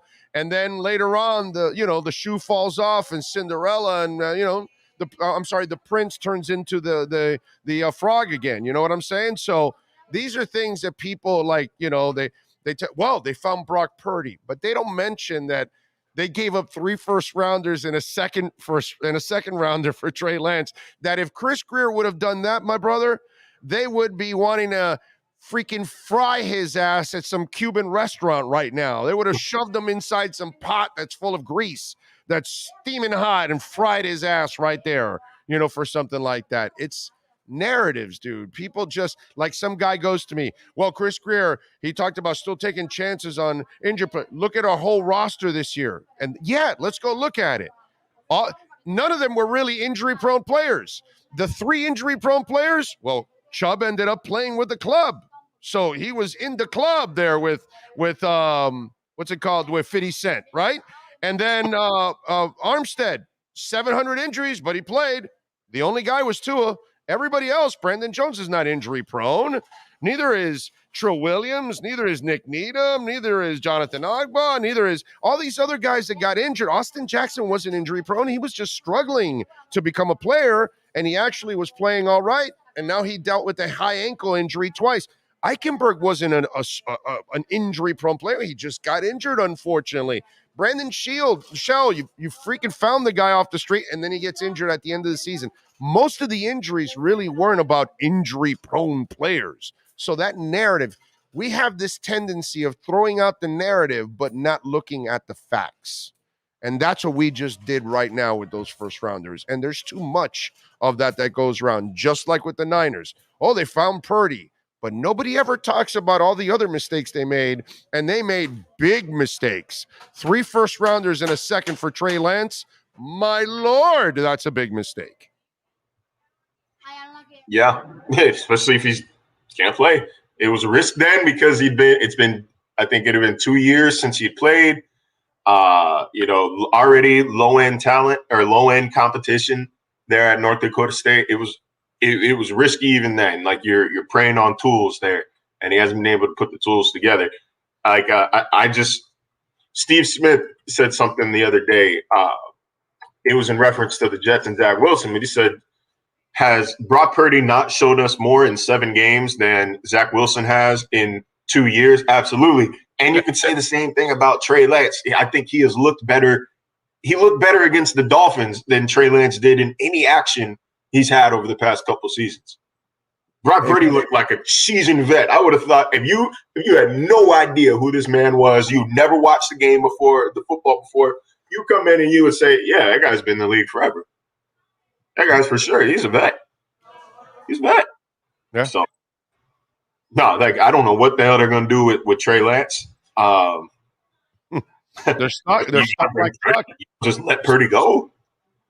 Well, no, you're going to keep Purdy. You got to let Garoppolo go, and then go find another veteran to kind of back up, because you can't put Trey Lance is not even ready to be a backup.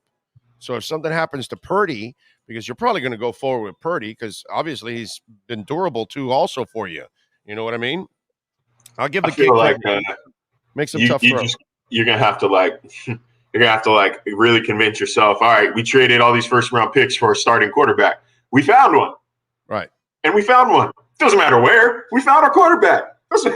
So it was in the very last pick of the draft. It's semantics. We traded picks and we received a quarterback at some point.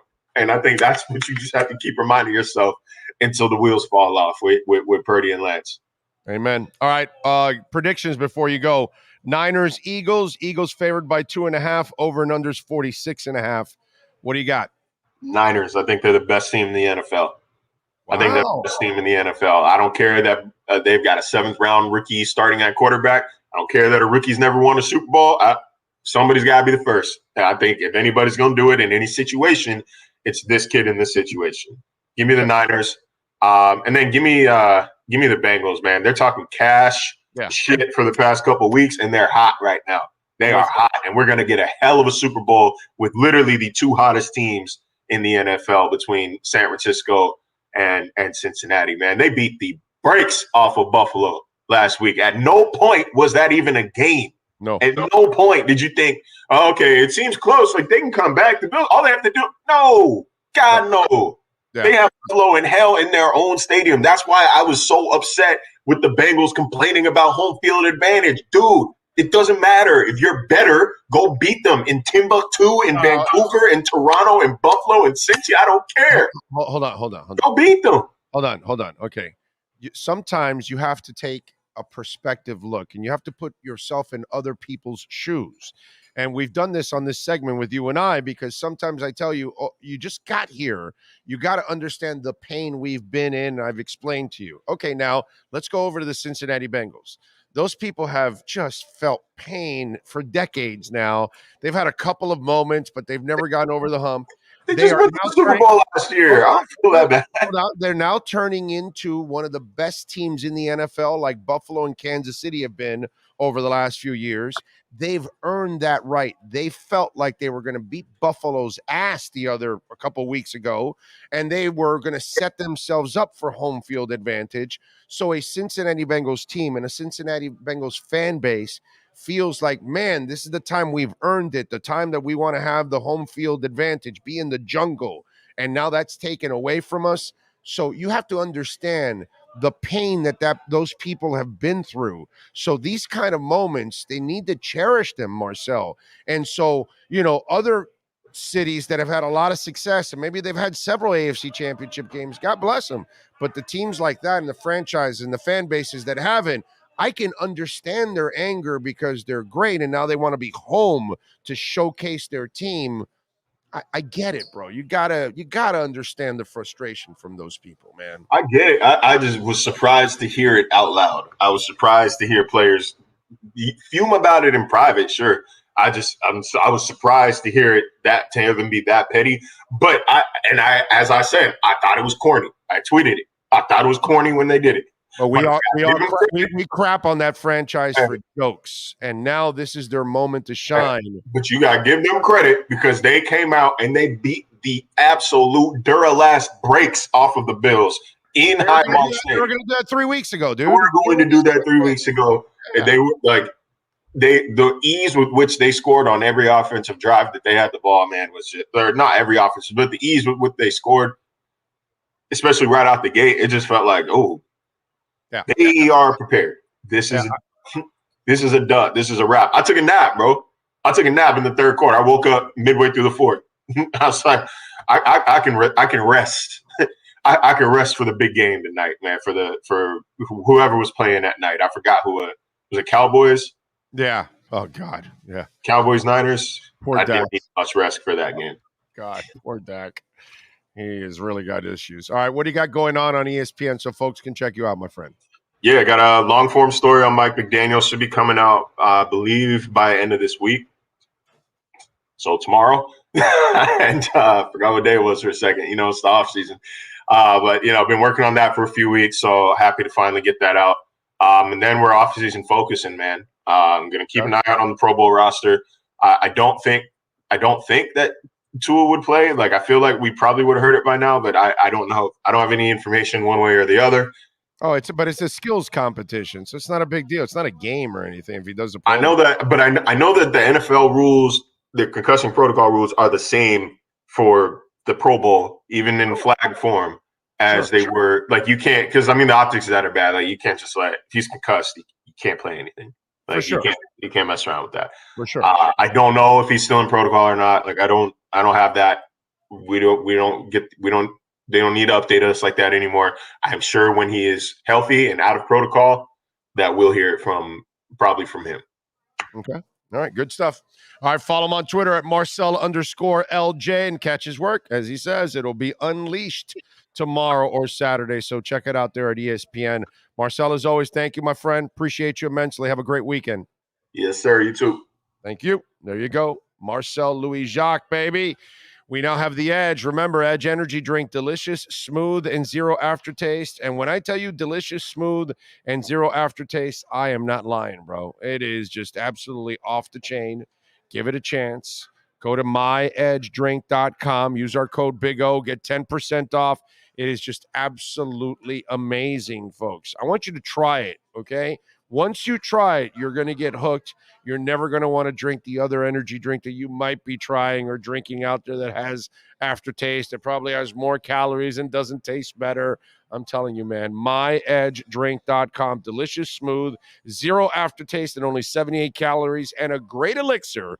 I love mixing it with my Grey Goose. myedgedrink.com. You now have the edge on the Miami Dolphins with the Edge Energy Drink Miami Dolphins Report featuring ESPN's Marcel Louis Jacques. Get the energy drink that's delicious and smooth with zero aftertaste. You can only order Edge Energy Drink at myedgedrink.com. That's myedgedrink.com. Tonight sucks, huh? No Panthers, no Heat again. We didn't have any Heat and any Panthers last night. None again tonight. I think maybe Canes might be in action. Lady Canes, maybe.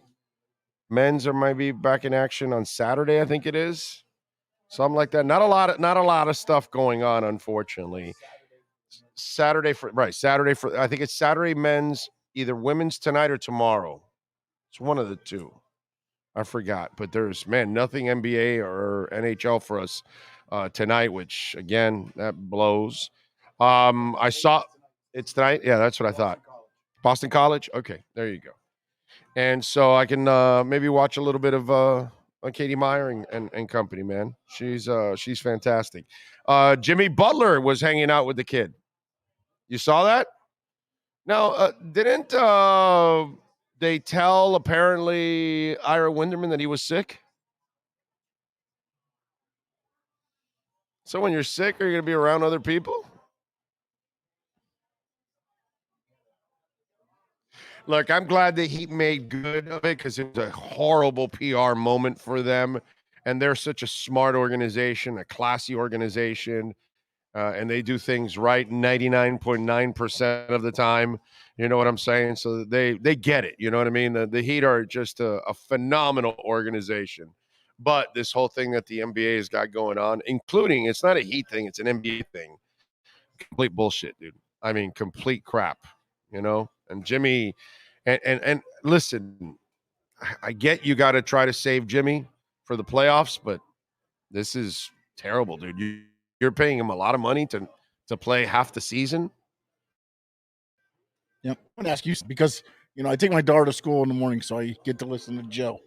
Oh, okay. In the morning, yeah. And he had said something, and it kind of got me to thinking. He's like, I used to listen to him on Thursday and Friday driving to work. Yeah. Now I can't even listen to him on Thursday because now we're late. I'm late. Yeah. Now I'm late. So I usually get the beginning, the early thing. But he said that his thought was that this was an ambush by TNT. Not an ambush. I'm sorry. Let me rephrase this. That TNT did on purpose to throw it to the NBA. I don't care. That's fine. Whether that's because the whole thing is, and the other thing, and like people have kind of got on it and have said other things is, how many times do you see signs in the stadium, in the arena? Like a lot. You see them every once in a while, sure. But they're not being up during the game. No, you know what I'm saying? So you know it's early. Right. And that kid got pinpointed out of all the kids. And they're right on it right when he did the he's told whatever news it was. We're not even sure if that was whatever's been told to him. Yeah. But they caught the perfect, to make it, dramatic, turn into what it's been now. Right. Yeah, but I don't think. And then I guess they went back to the studio and some stuff was said too. I don't think there was a TNT producer setting it all up or anything. I just I'm think not going to say go that far. I just think it was the perfect storm, and then they exposed it. And by the way, they should, because it's bullshit what the NBA is doing and allowing. They're losing money on this stuff. They're paid. They paid good money for this stuff. I'm not gonna say they're losing money because they're making the thing, but they're going to lose ultimately, money. They could lose money. No, they will lose money. Season ticket holders are going to be falling down all over the place. They're going to be canceling left and right. I already know some that are canceling. Oh no, yeah. Okay, I already know season ticket holders for the Miami Heat that are canceling. Okay, some are canceling. There's a 3-year renewal. They've turned down a lot of them are turning down the 3-year renewal, and they're going 1 year. Some of them are saying, no, I'm not renewing at all. I'm done. You guys don't even put out the product that I'm paying for. So this is a major problem. I'm glad that the Heat made good because they're super smart. They're a great organization, but basketball's got a major problem, okay? Because I'm not going to blame the Heat only for this. This is the NBA completely. And it's great that the kid got his jersey and all that, but it's a bunch of bull crap that, you're not playing regular season games now. And you're just basically telling people, hey, the regular season is garbage. So why should we care about the regular season as fans, as media members? Like, I don't get a feel for the team anymore now. I feel like I'm watching exhibition games all the time because I just don't know what I'm watching anymore. I don't even know how good or how bad the Heat are going to be because they don't play complete ever. And then they're not playing other teams that are complete ever. It's a joke, dude. Every game. It's really a joke. It's an insult at every level. But don't tell me that he was sick and there he is looking just perfect and hanging out with the kid. Come on, bro. Just say what it is. He's taking another night off. They saw that Boston was resting half their team, and then they said, all right, well then, Jimmy is, oh yeah, I feel something. I think I was born yesterday, man. I think I'm stupid or something. Just, I just don't treat me like I'm dumb. Don't insult my intelligence by telling me that, oh no, he felt under the weather. Oh, kiss my ass, please. Come on, man. Enough already. The guy's missed half the damn season already. It's like it's really not worth watching almost. Brian Landis says, I'm more of a big fan of Metallica, Tool, Rush, and Smashing Pumpkins. What's up with the music conversation going on? Okay. Mike, you will have strong nails and flowing hair like Big O if you take that golden capsule each day. 2 golden capsules each day. 2. And the locks flow. Sabbath, Dio, Iron Maiden, Queensryche, those are great bands. Yes, they are, Ron. John Yang says, you treat me like I'm dumb, Big O, but I'm smarter than true Fin fan. No, John Young, I don't think you're much smarter than my croc.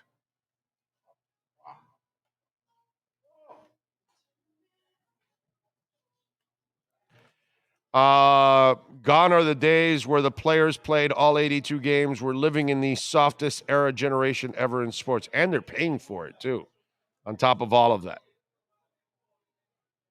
Okay. Appreciate the laugh. Thank you. That's very nice of you guys. Yeah, I'm not the guy that goes and constantly is laughing at my own jokes. I never understand those kind of people. Like, That's really, you're supposed to say a joke and not really laugh. Let everybody else, if it's funny, let them laugh. And it's always like the silliest thing when, like, I see a comedian on stage trying to laugh at his own jokes. It's like, yo, dude, not a good look. Not a good look. So Jets hire Nathaniel Hackett as the offensive coordinator. That's a good thing, right? You think? Right? Yeah. Because they're going to try to get Aaron Rodgers, correct? That's the way it looks. What if I tell you that's also a disadvantage? Because the Green Bay Packers now know you want them. Oh, that's true. Yes. You have now lost a form of leverage now because you went after another offensive coordinator that already turned you down, or maybe a couple of others that turned you down that we don't know about. And so now you find out that they're willing to trade Aaron Rodgers to the AFC, and you sign the offensive coordinator that he used to have in Green Bay and was a failed head coach with the Denver Broncos. So I just found that kind of interesting, because yes, obviously you hired Nathaniel Hackett because now you can go approach Aaron Rodgers and say, hey, we've got some weapons. We got Breece Hall coming back. We got a pretty good young defense. Come on over and join us. And he probably will, of course, right? Because, and then we've got Nathaniel Hackett. But now the Green Bay Packers know that you have Nathaniel Hackett. And now they know you probably want him more than anybody else, right? And so now you've kind of lost a little leverage, in the process. So, it's all good. You're good for the same time? Okay. So, in a way, while it looks like, oh, well, yeah, they're going to go after Aaron Rodgers. Well, guess what? They know that too now.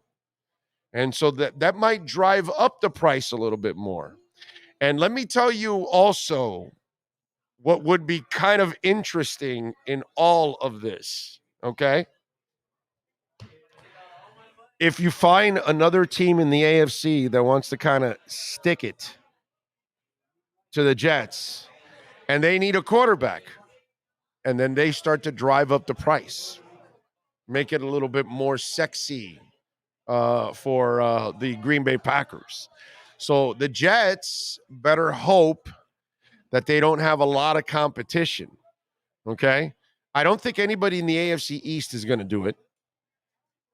Patriots, Bills, or Miami, I don't think they're going to try to get in the Rodgers sweepstakes just to try to drive up the price. But there might be a couple of other teams in the AFC, that might want to try it. And Green Bay is happily going to use that team for leverage to get more out of the Jets because they just showed their cards that they're a little bit more desperate to fill that quarterback need. Let's find out what happens this offseason, ladies and gentlemen.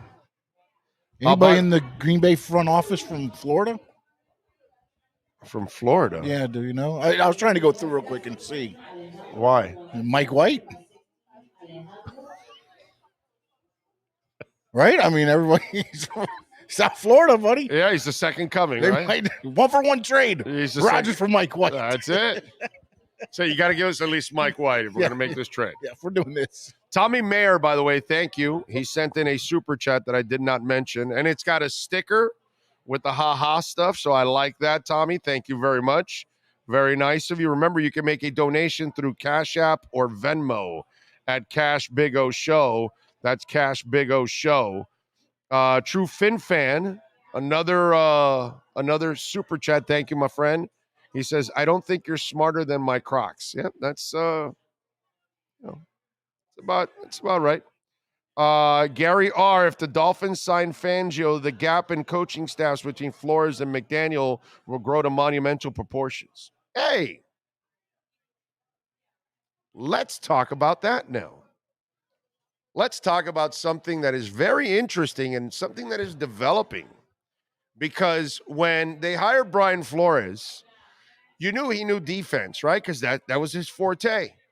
But really, offense, he did not know and could not figure it out and could not build a staff. And it was a real problem for the Miami Dolphins. And probably the main reason why he lost that job, besides all the other a-hole things that he did in that building. But we now turn the page to Mike McDaniel. And one of the things that we were very impressed with right from the get-go was what? His offensive staff. Darrell Bevel and Frank Smith and all these kind of guys that they added was, incredibly impressive overall. Wes Welker to help out with the wide receivers and so on and so forth, right? Really good staff offensively. He inherited the defense and special team staff to have continuity and not to put a major burden on a rookie coach, changing too much in the first year. Fine. I get it. I understand what they tried to do. Now, we will find out something big about Mike McDaniel if Vic Fangio is signed. And you talked a little bit about that. For a young guy now, he can actually build a staff. That is enormous, dude. That's awesome. And he was going to get tested if he lost Darrell Bevel, because then he would have to go find another quarterback's coach. And those quarterback coaches are so precious. Okay, because they're offensive coordinators at heart, but they know how to develop a quarterback, and to me that is huge. When we were talking with Marcel, and he was mentioning Frank Smith, because Frank Smith is also the offensive coordinator, right? Even though he doesn't call the plays, and so that's why Marcel was talking. Well, why wouldn't Frank Smith get the elevation instead of Bevel? But if you want to keep the guy that knows quarterbacks, you probably appease the guy that works with the quarterbacks and give him the offensive coordinator position. But now we talk about Vic Fangio, and he's been linked with Mike McDaniel since last year. And for whatever reason, I still believe that Fangio was kind of I think he wanted to really take a sabbatical and take a year off and not coach, but maybe, what's it called? Consult or things like that, and take a year out. But for whatever reason, he was connected with McDaniel. And if somehow or another, in the next week or two here, he's able to hire Vic Fangio, then all of a sudden, Mike McDaniel, it becomes an even better hire than what we ever thought. Why? Because now he's going to fill the defensive coordinator spot with an elite candidate. For me, one of the two best candidates that's available. I don't care about any of the other young names. To me, it's him and Lovie Smith. Those are the two proven stud coordinators that I know that if I add Lovie Smith to my defensive coordinator spot, or I add Vic Fangio, I know that the Dolphins are going to have a top 10 defense next year. Like, I feel secure. I don't know if Desai will do it. I don't know if any of the other guys are going to do it. I really don't. You can tell me all you want, but I'm not sure yet. I got to see it to believe it. Now, Fangio and Lovie, that's what they've done their entire lives. And if a young guy like Mike McDaniel can bring in a Vic Fangio, who will probably stay here for a few years because this will probably be his final stop, I just think it really bodes well for Dolphins fans. And we got to feel really good about this, because this young cat is able to also bring in a great coordinator on the defensive side. And to me, that is priceless. Absolutely priceless. So if this happens, Dolphin fans, we're going to celebrate about Vic Fangio. We all will, because it's a slam dunk if you add that guy. Of course it is. But the bigger success will be that Mike McDaniel can build a staff. And to me, that is, I told you this over and over again throughout the flow mess. It's not so much that you got to be able to build a staff. You got to be able to keep rebuilding that staff, because you're going to fire people. People are going to get elevated. You're going to lose them to other jobs. They're going to get promotions in other places. So you're going to have to be ready to replace coaches all the time. Practically every season, you're going to have to replace some kind of position or coordinator all throughout your roster. And you've got to be, as a coach, you got to have an eye out, and you got to have a list, and you got to be prepared for the next guy in line. And let me tell you, man, if he's able to get Vic Fangio, huge. Absolutely huge, man. I'm going to feel even better about McDaniel as a head coach. For me, my only concern right now with McDaniel is game day stuff. He's got to tweak that. You get Fangio, man, I'm going to feel good about you building a staff. That's strong. Knight, thank you for the love on the super chat. Unlike Flo, coaches actually respect Mike.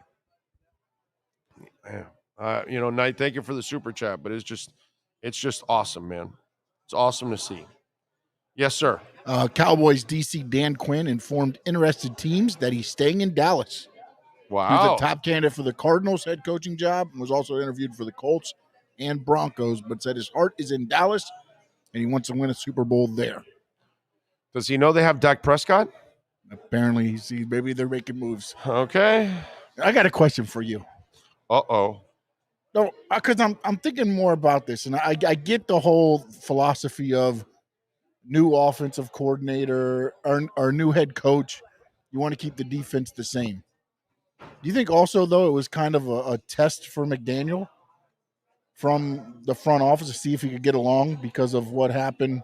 And again, this is just me being because of what happened with Brian Flores when, as you've said before, he said he wasn't going to be the Belichick, and then you saw it change. Right. So that, they keep the defense the same. By the way, what he's talking about, just let me enlighten folks. One of the things that I've told you guys over and over again that you won't hear from any other reporter in the country is when they sat down with Flores, they asked him, "You're not going to be Bill Belichick, right?" And he said, "No, I'm going to be my own man." And he became Bill Belichick like all the other idiots. And that's why he's out. And so that's why he mentions that, because I've mentioned that a couple of times, that's what happened behind the scenes.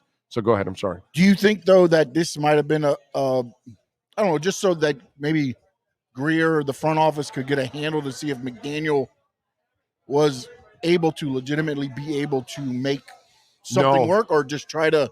No. You know why? What did he sign, a 4 or 5 year contract? It's guaranteed. Yeah. You just can't give away. You can't tell the owner, well, we're going to test him out for a year, but we're going to give him a 5-year guaranteed deal. If we don't like him, we'll cut him. But you're all right paying him for 4 more years, right, owner? Nah, not going to happen. Okay. No, I was just wondering because it's. No. I think they went polar opposite. They already saw the personality, and they saw a guy that's not really who he is anyways. He's not Mr. Contradiction, Mr. Confrontation, Mr. Question everything. No, he's more of a deliberate, intelligent, patient person. You know what I mean? And so they kind of went with a guy that I think kind of fits more what Chris Greer is. Okay.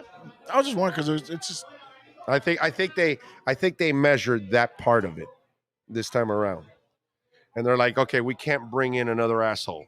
Like, we got to make sure we bring in a guy that's willing to work with us, because he probably made them take. I'll take like I'll go with the tight end from Boston College.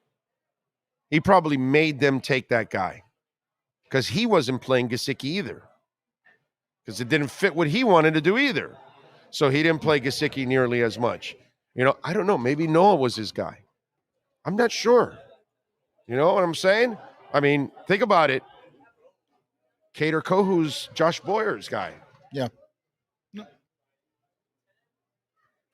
know what I'm saying? And so maybe they had clashes with him, and they're like, we're not doing this anymore. You know what I mean? We're not gonna have a head coach that's gonna be fighting with Marvin Allen and Reggie McKenzie and Chris Greer on what kind of talent they should bring in. And they were fighting with him with Jordan Love. He wanted Jordan Love. He wanted Jordan Love over Tua, and that's why he treated Tua the way he treated him.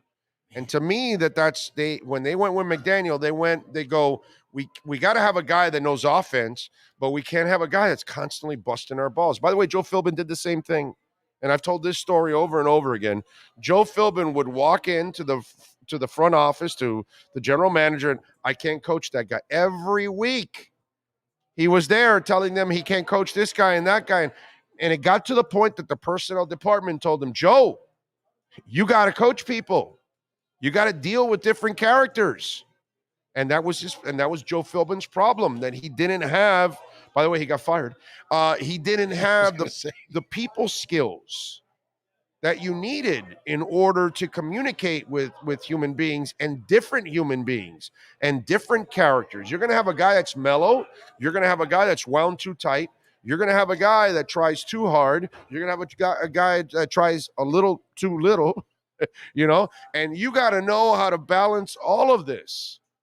You're going to have a guy that is as country grown as it is. You're going to have another guy that is as intellectual as it is. You're going to have another guy that is as religious as it gets. And you're going to have another guy that is dumb as bricks. It's different kinds of people that you deal with in a locker room. And whether you're a CEO, whether you're a head coach, whatever it is. And so to me, I think they went for the guy that was going to work with them instead of work against them. I mean, think about it. The 3 guys hire you. By year 2, you're backstabbing the people that hire you because you want to take over personnel department also. You can't work with people that are constantly trying to backstab you. And look what he did to Belichick. I was saying, and he threw a head coach. And he threw Belichick right under the bus by exposing his texts. Like, really, dude? What an asshole you are. Like, the guy that helped you? You know what I mean? Like, people help you. How do you backstab people that help you? I know, because it's happened to me. I've helped people in their lives, and then they've come back to, like, show me, like, whoa, really? Oh, okay. It's funny. I read a story today from the world's oldest person, Brañas Morera, and I saved it. I know sometimes I don't always talk sports here. I'm sorry. I kind of talk about life and crypto and all kinds of different things and music, and sometimes it'll be a little politics, whatever. I don't care. But oldest living person. Okay. And it's so, I'm so good that you brought all of this up, Little did I know. I got one other thing too after we're done here. So Maria Brañas Morera was born in San Francisco on March 4th of 1907. Okay, 7 years before the start of World War I. She will, in over a month, be 116 years old. Her parents decided to return to Spain in 1915 to settle in Catalonia, but her father died from pulmonary tuberculosis towards the end of his voyage. Miss Morera, whose Twitter biography says she is very old but not an idiot, has lived in the region ever since. She has 3 children, 11 grandchildren, and 13 great-grandchildren. In 2020, she fought off COVID with a few days, becoming infected a few weeks after celebrating her 113th birthday. Okay? Miss Morera has lived in the same nursing home for the last 22 years. She's in good health and continues to be surprised and grateful for the attention this anniversary has generated, the home said in a statement. To celebrate this special event, we will have a special small celebration behind closed doors in the residency in the coming days. And so, here you go. With the help of her daughter, Miss Morera shares advice on Twitter, attributing her longevity to order, tranquility, good connection with family and friends, contact with nature, emotional stabilities, no worries, no regrets, lots of positivity, and stay away from toxic people. And by the way, I am wholeheartedly behind that. Because in fact, that's how I carry my life at times, because I've run into people that are toxic. Okay, family members, maybe friends. They were friends, acquaintances, whatever. And you know what I do? Cut you off. Done. Don't deal with you. Don't have to. As Bob Seger would say, I turn the page. I don't have time to work through all of this. I'm not going to be on this planet for a long time. I don't need that aggravation and frustrations. It's kind of like towards the end of my QAM run, I was dying to get the hell out because I knew this was the future. I was seeing it. I was watching it develop. And I said, I can do this. I don't want to be here. And, and the day that, They gave me the news was the day that I just felt I just got rid of toxicity, right? Is that how it's said? So I got all that toxic crap out of my life. I don't work in radio anymore. I have no intentions on working in radio anymore. And to me, that is some of the best advice in the world. I don't care if they're your family member. I don't care if they're a friend of yours. I don't care if they're your best friend. I don't care if they're your boss, your associate, whatever it is. Once you find out someone is toxic, okay, you got to cut them off because life is too short to have to deal with that shit. Okay? We should all be here to support each other and, have some fun and all that kind of stuff. But if you have somebody that is, going against you, trying to take your job, doesn't think highly of you or whatever, and especially, my God, and that's happened to me, people that you've actually helped along the way, people that have had, some success in their lives because you helped them get to that point, and then they shit on you. Yeah, no, that's that's the kind of stuff that you got to get rid of. People like Brian Flores, if you're the Miami Dolphins, he was too toxic in that building. Mike McDaniel is not toxic, and that's the difference there. You got to get the toxic out. Brian Flores was toxic. All right, what's the next thing you got? All right, well, this one just came across, and I'm not a big soccer guy, but Claudio Reyna has resigned as sporting director of Austin FC. Oh, yeah, okay. He'll stay on as a... Okay, is the actor taking over? No, I don't know what's going on. There's a whole bunch of stuff going on because U.S. men's national team, they lost to Serbia. What's the name of the actor? All right. Matthew McConaughey. Matthew McConaughey. That's it. Mr. Drive My Ass Crazy with the Lincoln commercial. Because those Lincoln commercials were just a little too much. But go ahead. All right. So since they lost to Serbia yesterday, actually, I think they lost last night or yesterday, Ernie Stewart left U.S. Soccer. Claudio Reyna has resigned from Austin FC.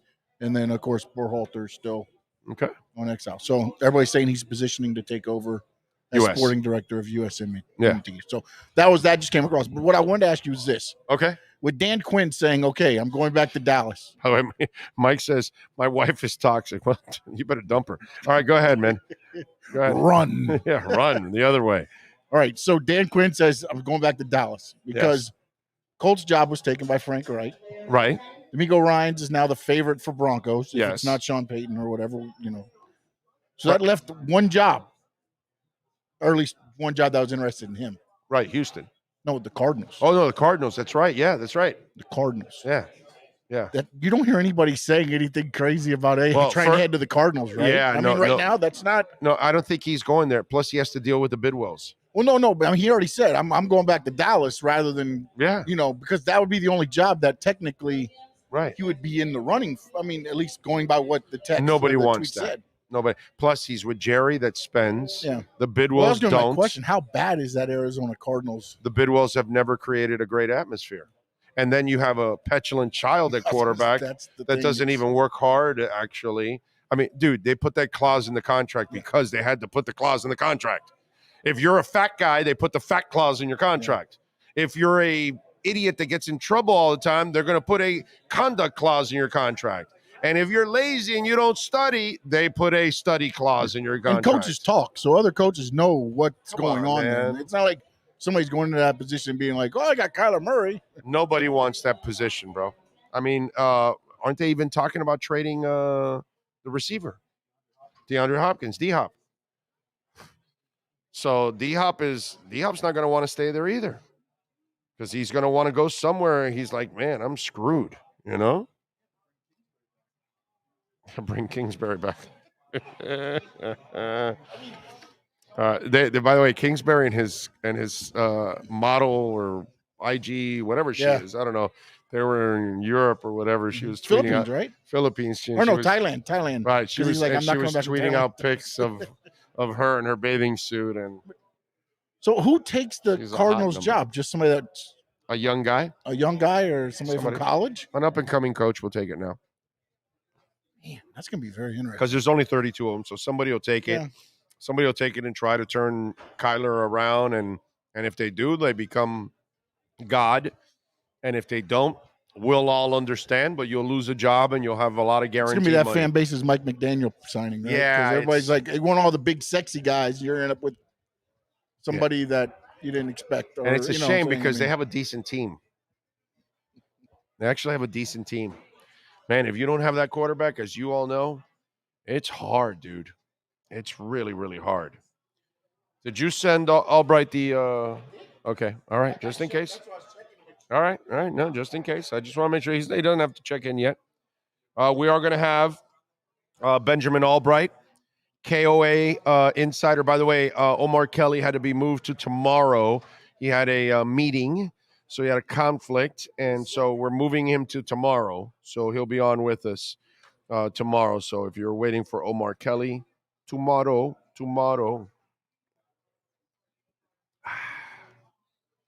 Fun to watch that era and that offense. Really grainy video, though. I actually just subscribed to Woodstock 15 and have watched some old games, 84 to 95. Guy has a cool catalog of Finn's games with radio broadcast. There you go. Nice job. Let's see what else we have here. Big O, you spoke about the fireworks this week for the Inter Miami games. Well, there's an article of Inter Miami promoting fireworks when Millonarios played a friendly there. Yeah, dude, there's a difference, Frankie. Their fireworks are going there. There's a permit for that. There's an area that you do it in, not in the stands, Frankie. What the hell's wrong with you, bro? What are you, drunk off your ass watching this show? I mean, what the idiots did in the stands, there's no defending that. There's fireworks in all kinds. Marlins games had fireworks all the time. You do know you got to get a permit for that, right? You do know that that's got to be done like professionally. Make sure that usually hire a pyrotechnic company. You hire a company. You hire professionals that do that kind of stuff, dude. Just don't have three guys pull out some Roman candles and start firing them off. Brother, you're in an airport. There's an airport. There's planes flying above, and they're like Cessnas and stuff, and you're like firing off, no. This shit's got to be done the right way, Frankie. What do you think this is, dude? Like, carajo. And Inter Miami said nothing to them. Look, I'm sure they got something said to them. Oh, they kicked them out? You were talking about they kicked them out, but I'm saying. They kicked them out. I would have banned their asses for life. Yeah, I mean. You could have injured somebody, dude. You're not a professional. You're a drunken idiot with a Roman candle in your hand. Should have whipped out some sparklers. Yeah. Come on, man.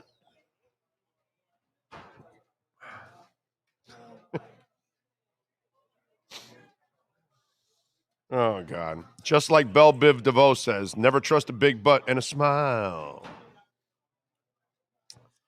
All right. And let's see, what else do we have? Yeah, Mike, I'm 3 years older than you, so I was 8 in the last Super Bowl appearance. Oh, so you're my age, Brian. It's exactly what I was. Are you going to see Clutch live? Yes, I am, Tommy. I'm going to the Clutch concert. Yes. Love Clutch. So I will definitely be going to the Clutch concert. When is that Clutch? I don't even know the date now, but I do want to go. All right, Clutch. Big O, what do you think about Steve Wilkes as DC? I want Fangio. And if nobody talks about Lovie Smith, man, I would go get Lovie Smith. We got an update on Tua. Oh, you're talking about the other Super Bowl, Brian, not the one that they won. Okay, I'm a little older. All right, what did you got? What do you got there? Tua's parents have spoken. Oh, really? Oh, they say their son will not be retiring early. Yeah, I saw that. He comes back. Yeah, it's so stupid. It's just all these people. It's like, get over it already. Man, I told you a couple weeks ago already. The plan was Tua coming back. We told you before anyone else on the planet that the Dolphins are bringing Tua back, and there's a plan in place, and he's a quarterback, and that's it. It's over. And then ESPN got it and all that, and I get it. We don't have the power of of those kind of platforms and all that kind of stuff, and that's fine. I don't care. The people that tune in here, they're the ones that get more of the insight on the Dolphins than anywhere else. So that's all I give a shit about. What's that? What venue? It's in Orlando. The House of Blues, I believe, is where they're playing. The Orlando House of Blues. That's usually where they go. They never come to South Florida. All right, it is time.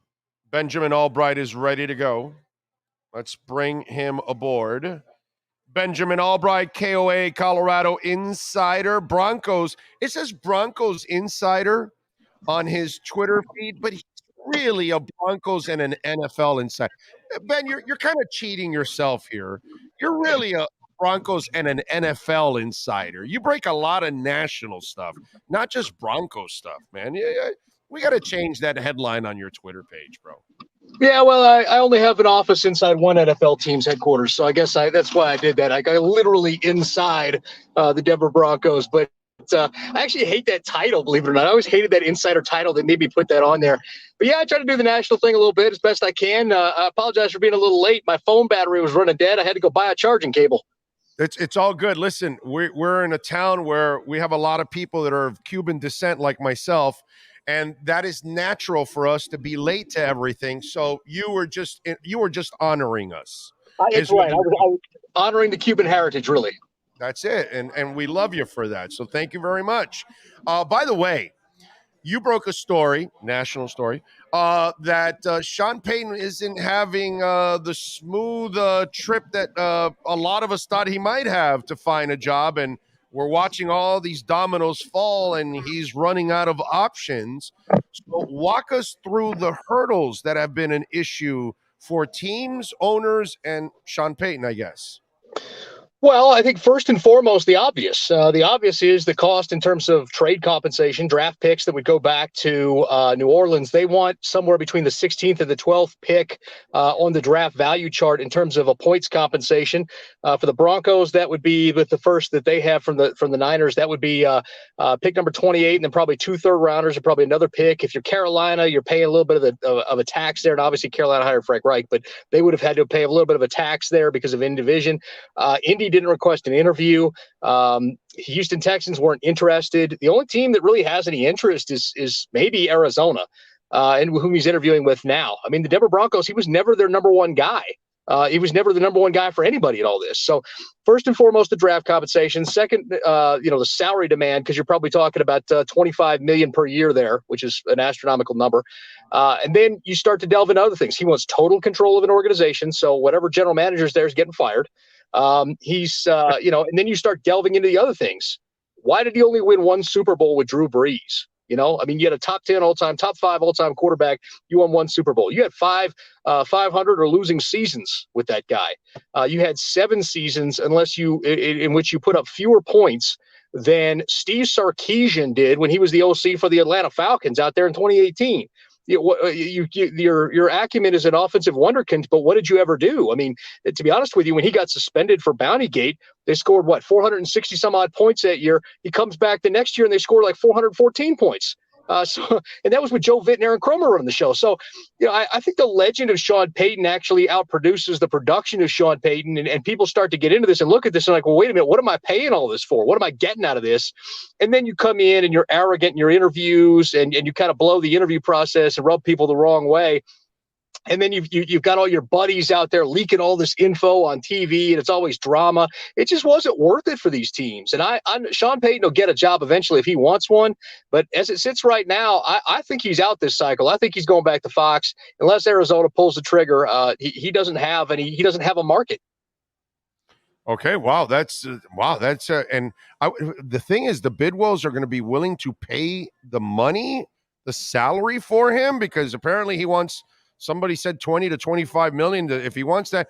Bidwells haven't been known to spend, you know what I'm saying? So they're going to give up draft compensation, control, and the money because they're not known to spend that kind of cash, dude. Exactly. They just hired Monty Austin Ford. Now Monty Austin Ford does have a Parcells in background, so that may help. But he and Sean Payton don't know each other, and Sean's going to want to bring in his own guys. And if you're Monty Austinford, are you really bringing him in, hiring him so that he can snake you behind your back, fire you, and bring in Ryan Pace, the guy who traded up in competition with nobody to draft Mitchell Trubisky over Pat Mahomes? Is that what you're going to do? Right. Oh, man, that is brutal. Okay, so now let me turn it to the Dolphin Nation. They just interviewed Vic Fangio, and I'm saying that because of this whole Sean Payton mess, this actually becomes a better angle for the Dolphins to kind of land Vic Fangio. So where does Fangio, as you got to know him, obviously, coaching in Denver there, what do you think he's thinking? What is going to make him happy? Is it going with Sean Payton, like some have said? Do you think Miami might be that kind of destination? Who is the real competition right now for Vic Fangio? Well, I think he's got three main options, and maybe a fourth, I'll say. The Philadelphia job, when John Gannon gets the Houston Texans head coaching job, and that's what we expect to get it. DeMeco Ryans is their other candidate, but I think DeMeco's going to Denver. So when John Gannon takes the Philly job, that leaves the Philly DC job open. Vic is already on staff there as a consultant. He could just step right in. San Francisco, he's always had an affinity for Kyle Shanahan. He went out and did some consulting with them during training camp.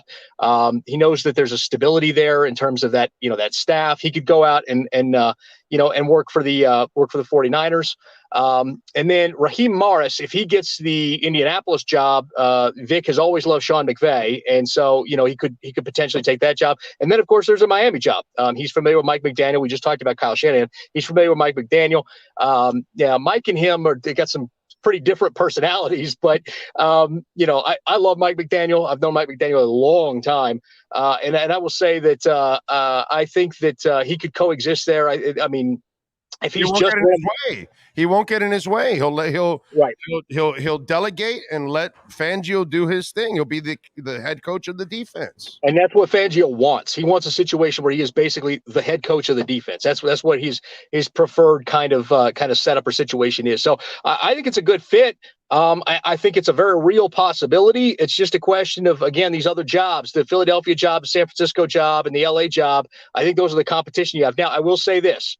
He's living down there in Florida right now because of his mom, who's old and she's in her 90s and all that kind of stuff. Vic is his home base of operations down there in Florida now. However, his girlfriend's on the West Coast, and so that's kind of the competition. You're dealing with that a little bit. She's like an eye surgeon out there on the West Coast, and so that's a little bit of the other competition that you're dealing with in those setups. Where in the West Coast? I believe she's Los Angeles, if I'm not mistaken. I'd have to go back and double check on that, but I think she's LA. Okay. Well, working in San Francisco, you're not far, and you can, the commute. He's living in Florida right now with his mother. So who's more important, mom or the girlfriend? Man, I don't know. I don't know. You tell me. You know Vic Fangio better than we do. But the way you're describing it, Ben, it almost sounds like Miami is not the first option there. It might be the third or fourth option. It just depends. I would say that they're a good option. I'd say that they make the final list. The question is if they can sell the benefits of being there versus the benefits of being somewhere else. I mean, San Francisco's a pretty loaded defense. The talent level that's there, you're close to your girlfriend, all that. LA, I don't even know if that job's coming open, but if it does, it's got its own unique set of edges. Then Philadelphia, I mean, Philly is originally home for Vic. That's that part of the world he's from. And he's already got an intimate familiarity with the players there because he's been consulting there for a year. So, there are advantages and disadvantages to each one. I think having no state tax out there in Florida, I think that's got to be a good selling point too, though. Why isn't anybody talking about Lovie Smith as a defensive coordinator? Because I got to tell you, if Miami doesn't get Vic Fangio, instead of some of the young guys that they're talking about, I would rather have Lovie Smith as my defensive coordinator. Why isn't he being talked about? I think Lovie, I think the main thing is he kind of showed a rigidity this year in trying to kind of run sort of an archaic defense. Lovie's one of those Tampa 2 guys. And while 2 deep man under is kind of taking over the league right now, middle of the field open, Vic Fangio, cover 4, cover 6 kind of stuff is taking over. I think that the main thing right now is getting Lovie off the Tampa 2 stuff and just making it sure that he's also, kind of incorporating some of that other stuff. And I think that's part of it. You saw in Buffalo how that just kind of didn't work in the playoffs. That they're a cover 2 team, and in the end you can run on that, and it's tough. And if you can get Lovey to be a little bit more flexible, a little bit more 2 deep man under, a little bit more varied in his coverages, I think people would be all over it. But this year in Houston, he wasn't really willing to do that, for better or worse, and unfortunately it cost him his job too. Yeah, no, I'm with you. Listen, the key to that cover 2, I'm always told, is the middle linebacker. If you don't have a middle linebacker that can run like the wind in every single direction, that's how that defense doesn't work most of the time. So you've got to have the right linebackers. I don't believe Houston had the right linebackers to actually run that defense. Yeah, they don't. Houston needs a whole overhaul, and Lovey was there as a stopgap kind of thing. So there's some give and take with that narrative. I mean, he got a bit railroaded on it, but at the same time, you go back and look at the tape, he was a little inflexible with what he ran, and he's going to have to vary it up if he's going to get one of these other jobs. All right, so tell me a little bit about Fangio, and tell the Dolphin Nation why Fangio would be perfect. And by the way, he also has one of his guys here in Bradley Chubb. He does, and Bradley Chubb's familiar with the scheme. He's familiar with Bradley. Vic's one of those guys that's going to get the most out of guys. They might not like him as a person for a while because he's very, very sparse on the compliments. I remember when he got the head coaching job and here in Denver, in his opening presser, somebody asked him about Von Miller, and he's like, "Yeah, Von's a player here. We'll see if we can make him a little better." It's Von Miller. Like that's what that's your opening line. So, I think Vic is stingy with compliments, but he makes guys earn it. And I'll tell you this, Shelby Harris, who's now in Seattle, was a guy that when Vic got there, he hated him, absolutely hated him. And by the time Vic was gone and Shelby was headed to Seattle, he was like, well, I hated him at first, but he was a guy who recognized the talent in me and got the most out of me. And Vic will do that. He will recognize them. He will recognize you and get the most out of you. So if you're willing to be coached hard like that, he's the guy for you. Vic probably brings with him Ed Donatel as his right-hand man. Ed was the DC in Minnesota ill-fatedly this year. He may try to coax Bill Kolar out of retirement. Kolar's an excellent defensive line coach. So you'll have experience there and you'll play good. The one thing I would say about Vic's defense that it takes some getting used to is it is not aggressive at all. It's actually the opposite of that. Vic's defense tries to generate turnovers, but it's light in the box. It dares you to run and puts you in 3rd and longs, and it's a bend don't break. They're trying to turn you over. So when it's a great defense, it'll put up great numbers. But if you absolutely need a stop at the end of a game, it's tough to get with that style of defense. Okay. All right. If it doesn't happen with Fangio, Desai has been mentioned, Jerome Henderson, Ivero, Kurasek. I think there's another name that I might be missing here. But out of those young guys, Sean Desai, right? Did I mention him? Yeah. And Chris Richard is the other guy. Out of all those guys, who would be the next selection that Ben Albright would say, that's a good pick for Miami? It depends on what you want to run. If you want to run middle field close, I'd say Chris Richard. If you want to run middle field open, I would be all over Rivero if you can get him. I think that's the thing. Sean Desai is not a bad option. Chris Kusarek is an unproven commodity. He is excellent at training up defensive linemen, but he's kind of an unproven commodity as a defensive coordinator. So that would be the big question mark on him. I love him as a coach, and he's a great guy, but I don't know what he is as a defensive coordinator. I just know him as a defensive line coach. So Ivero I think would be the jewel, but you're only going to have him for a season. He's going to get head coaching stuff next year. So there's that. I think if you want the best long-term answer for the personnel you have is probably Desai. That's probably the guy you want to go with. All right. Follow him on Twitter at Albright NFL. By the way, my brother, I feel like the crypto bull run's coming here. It's buying season for me. I'm all over. I've been all over buying. I sent you the text for the one I'm buying right now. You don't have to. You can kind of sprinkle that out to the listeners if you want to. But yeah, I just bought a huge bag of that particular coin. So yeah, I'm back on the crypto train, and it's buying season for me. Anything else you're buying besides that? That's the main one. I bought 2 million. I bought 2 million of those yesterday. So. Okay. All right. Good stuff there. Follow him on Twitter at Albright NFL. Ben, as always, man, I appreciate you. Are you going to be next week in the Senior Bowl? Yeah, I'll be down in Mobile. You got it. I'll be there. I'll see you there, my brother. We'll get a beer. All right, man. Be good. You got it. We'll get a beer. There you go. Ben Albright. Good stuff as always. Ben, by the way, he's an amp guy. So he bought a bunch of amp, and he's hoping that amp can climb. And that'll be pretty good, dude. Let's see, what else do we have here? Okay, I got some other texts from folks out there. Good stuff by Ben Albright.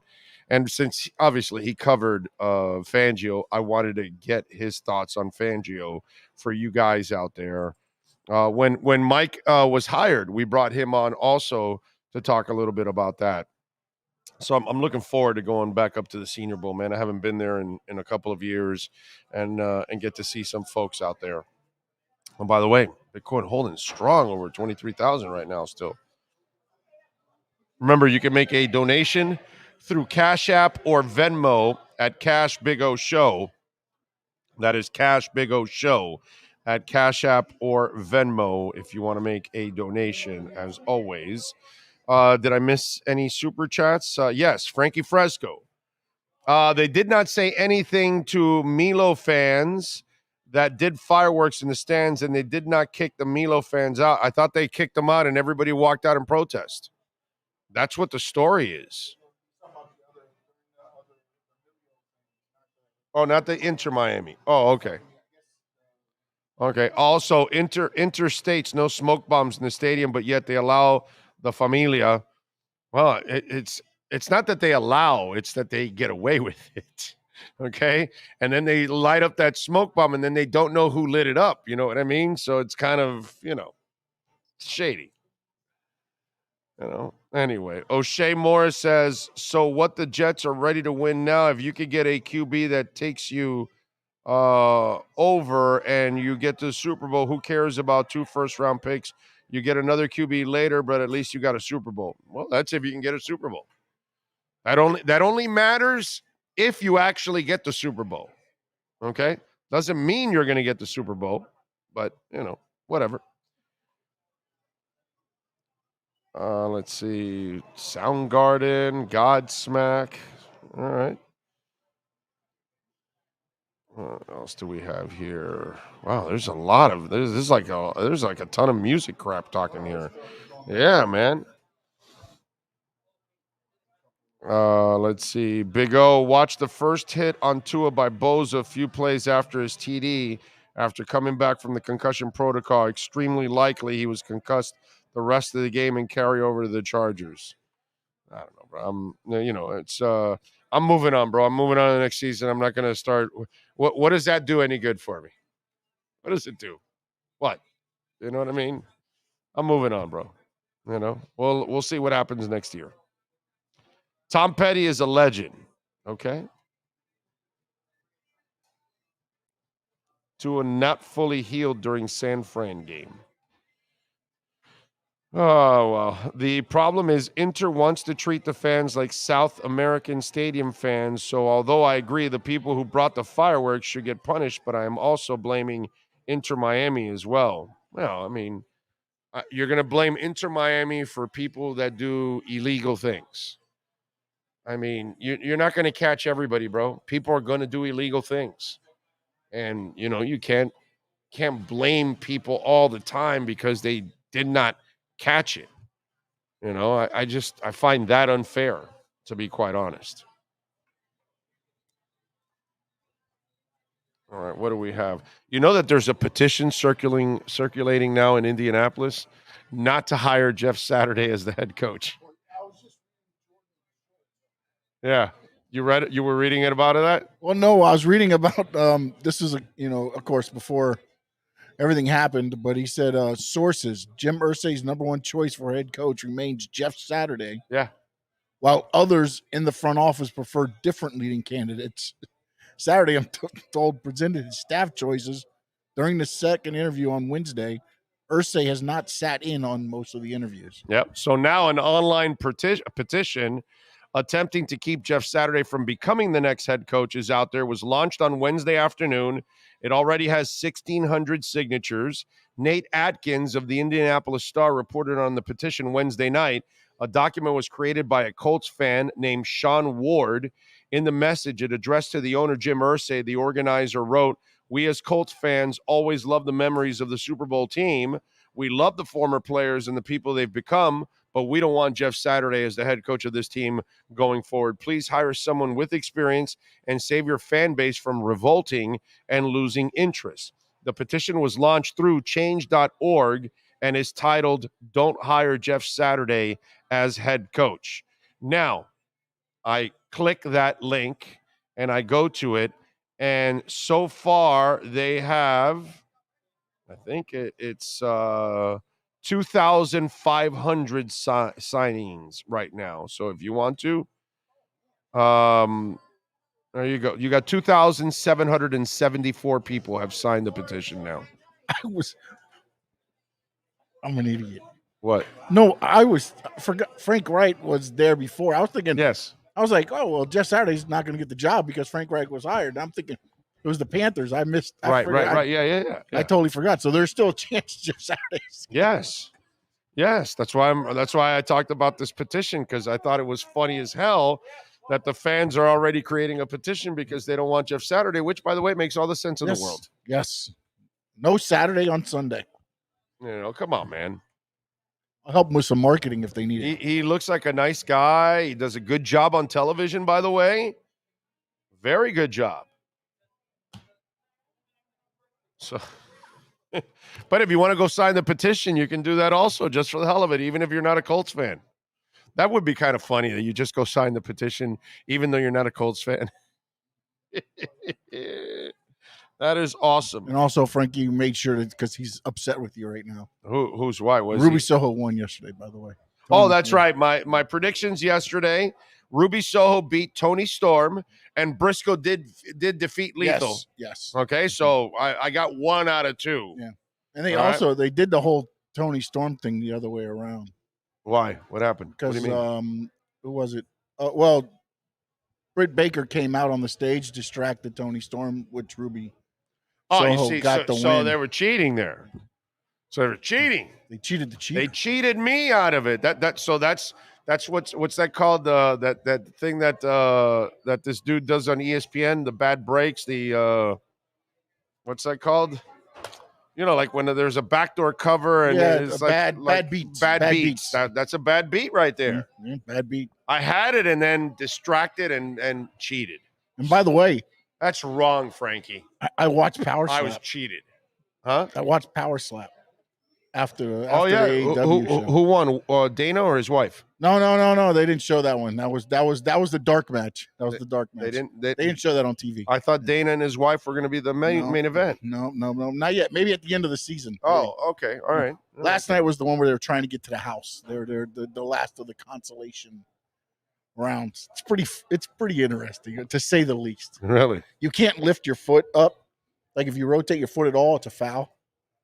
So you got to be flat-footed to slap. Flat-footed and slap and rotate through. There's 3 rounds. And then 3 people got disqualified because they moved their foot and knocked the guy out. So the guy that got knocked out ended up winning by disqualification. But in Vegas, they can't go to the house because they're suspended. Wow. By the thing. So then, it's interesting just because it's like there's 2 UFC guys that are actually in there. Stipe, I don't know if you watch any of. I watch UFC. I can't tell you I know them all. He has a great chin, but it's like it's not really the chin. Like when they slap you, they're hitting right in the. Like there's an area, like one guy hit in the ear and he got fouled for it because he went too high. Right. You have to hit in a certain area. Like there's little rules in there that you see it, but man, I just don't know if stand there and let some dude just slap me. No, I can't do that. Yeah, no, I can't. Just turn around, slap. Like one dude, they tell you like you can only do 3 the warm-ups, so they have to tell you right hand 3. Right. So on 3, they're gonna slap you, so you know when it's coming. One guy was like 1. All he did was knock the dude straight out, man. It's one of those things where like that, I'll never probably watch it again, but it was like at least there's some kind of like rules to it. I just thought it was just get up there, slap until somebody goes down. I was like, D Wolverine 305, a little love in the super chat. Thank you, sir.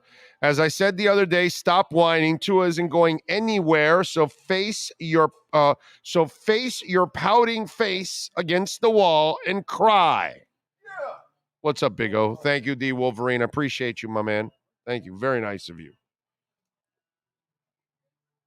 All right. I think we're caught up to all the super chats there. Let's see. And remember, you can make a donation through Cash App or Venmo. at Cash Big O Show. That is Cash Big. And you can always make a Bitcoin donation. You know, I love me some Bitcoin donation. That's my favorite donation on Le Planète. Power slap is good. Dana won. Well, Dana cheated. He got 2 slaps in to the wife's 1. So that's just not fair. She's got to get that second slap in. And I will say this: they're putting technology behind the slap thing. They went into Why? it. They showed it yesterday. They're actually measuring each contestant's neck, their head, the power of the slaps that they generate, so they can make up, so they can try to figure out who the perfect power slapper would be. That's funny. That's funny. So, have you seen Gisele Bündchen lately? Well, as you all know, Tom Brady and Gisele Bündchen are no longer together. And Tom chose football over his family, clearly. And, you know, these Latin women, brother, you know, if you're married to one, you know what I'm talking about, right? And so I think she had all the right, to be quite honest. I think Tom Brady's an idiot. He had nothing to prove, nothing to back. Third year in Tampa, especially after the second year, you didn't win it. Bro, walk out already. It's over. And now you had a disastrous season, and now it looks like you're getting old for everybody's eyes. And now here's Gisele Bündchen, and she is horseback riding with her trainer.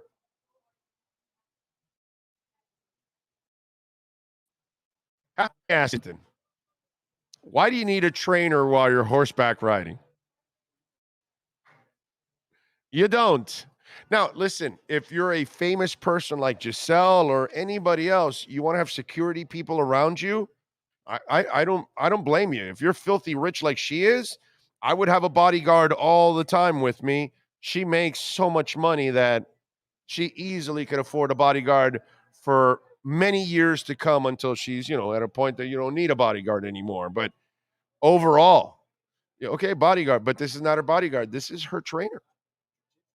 What other picture you got? You got another picture involved in there. It's an ad, damn it.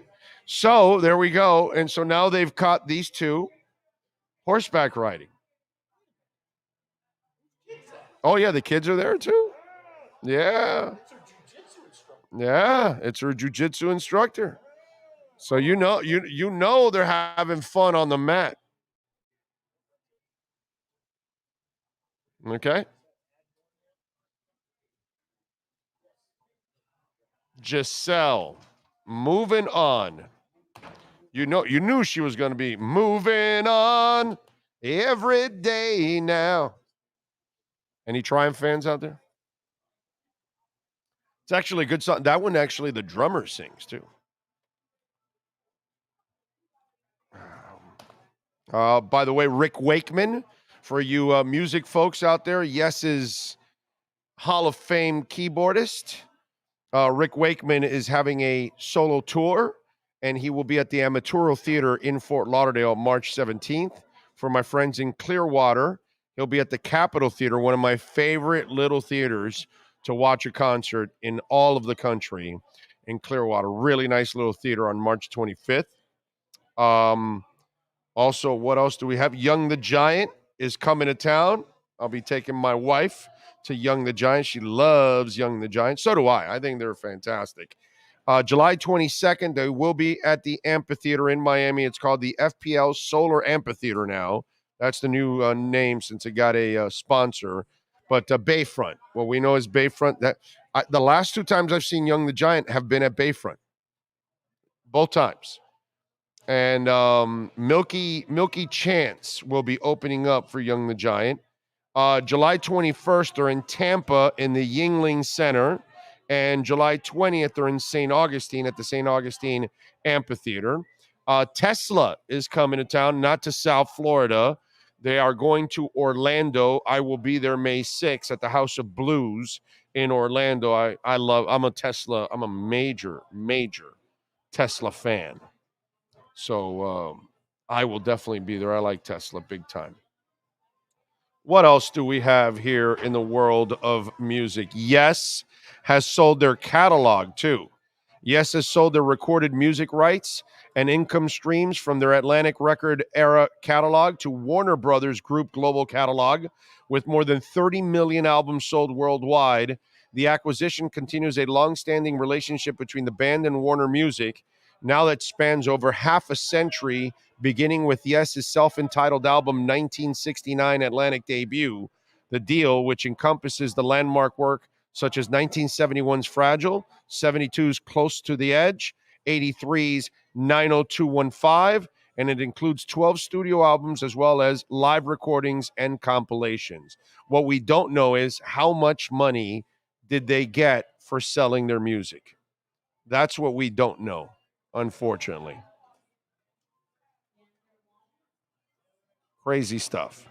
And today in music history, on January 26th, in 68, Pink Floyd played their first gig without Syd Barrett. It took place in Southampton University, where the band was supported by a group called Tyrannosaurus Rex, which later became T-Rex, the overrated band that did not deserve to get into the Rock and Roll Hall of Fame, but hey, what the hell. 1970, on this date, John Lennon wrote, recorded, and mixed the songs Instant Karma. Instant Karma's gonna get you. It ranks as one of the fastest released songs in pop music history, arriving in stores just 10 days after Lennon laid the track down at Abbey Road Studios. That's pretty fast for those days. In 74, Ringo Starr had the number one song in the U.S. with this cover of You're 16. Can't believe that was number one. In 65, Petula Clark's Downtown, listen to this, was the number one song in America. All right, if you've never heard that song from Petula Clark, Downtown, us older people, we know that song. For you young people, you can go check it out. But here's a nugget that most of us did not know, including yours truly. Jimmy Page played a session guitarist on the track. It was his first U.S. number one. How about that? Jimmy Page as a session musician, all right, before he does Led Zeppelin and becomes one of the greatest guitarists of all time, one of the greatest songwriters of all time and all that, because when you talk about the music that man wrote with that guitar, it is absolutely sick. And in 74, on this date, the Doobie Brothers opened their first European tour in London. In 86, on this date, Leonard Skinner guitarist Alan Collins, who survived the 77 plane crash that killed two band members, was in a car accident that paralyzed him from the waist down and killed his girlfriend. I don't know if there's a band in the history of music that had more bad luck than Leonard Skinner. God, those people had bad luck. In 2000, members of Rage Against the Machine tried to force their way into the New York Stock Exchange. It was part of a video shoot for the song Sleep Now in the Fire that the radical band was doing on Wall Street and filmmaker Michael Moore. So that is what happened today in music history. There you go. Eagles over Niners. Eagles by 2.5. Niners 46.5. And the Bengals and the Chiefs now are by 1. Over and under's 47.5. And it kind of changed after they saw Mahomes walking around. It's funny. He did a spin move today. He did? Yeah. The spin move that Joe Burrow did in the playoff game practicing. That was just badass. Yeah. No, nothing like that though. I know, but that was just badass. Yeah. Snow, everything. And it's you're barely looking and you just spin, you do this pirouette, and then you just fling the ball and it goes directly down the sidelines right to the receiver. And it's like a 40, 50-yard strike, dude. Like, that is just, he is Joe Cool, dude. He is like what we used to do with Montana. The same thing, dude. He is totally Joe Cool. My God. Impressive. I gotta say. I gotta give him major props. Wow. Did you see the story coming out of Patriot Land? No, which one? On the dysfunction. Oh, with Joe Judge. Yeah, dude. Yeah, Andrew Callahan and Karen Gurgagin of the Boston Herald on Thursday published a behind-the-scenes look at what sources in and around the organization described as the most dysfunctional Patriots season ever seen under Belichick. The story touches on the relationship between Jones and quarterback Joe Judge, while tensions between Jones and Patricia, the team's primary offensive play caller, received most of the attention. It sounds like there was a similar dynamic with Judge and Jones. Jones and Judge reportedly had profanity-laced outbursts towards one another during practices. The blow-ups were not uncommon, according to the Herald. One source said Jones did not like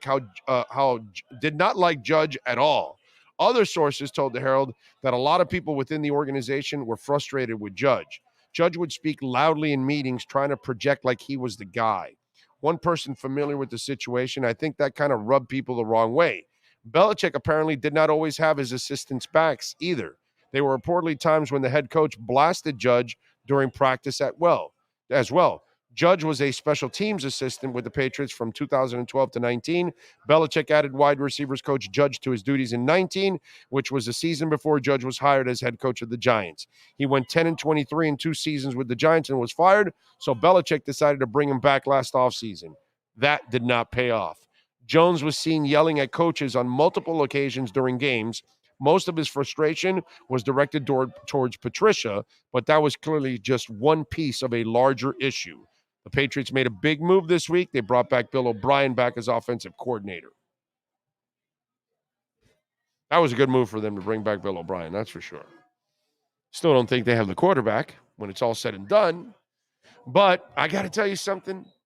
I love to hear about this dysfunction there. I want it to end as badly, as well as as good as it was. That's how bad I want it to be. I want it to be a Super Bowl caliber failure for the Patriots.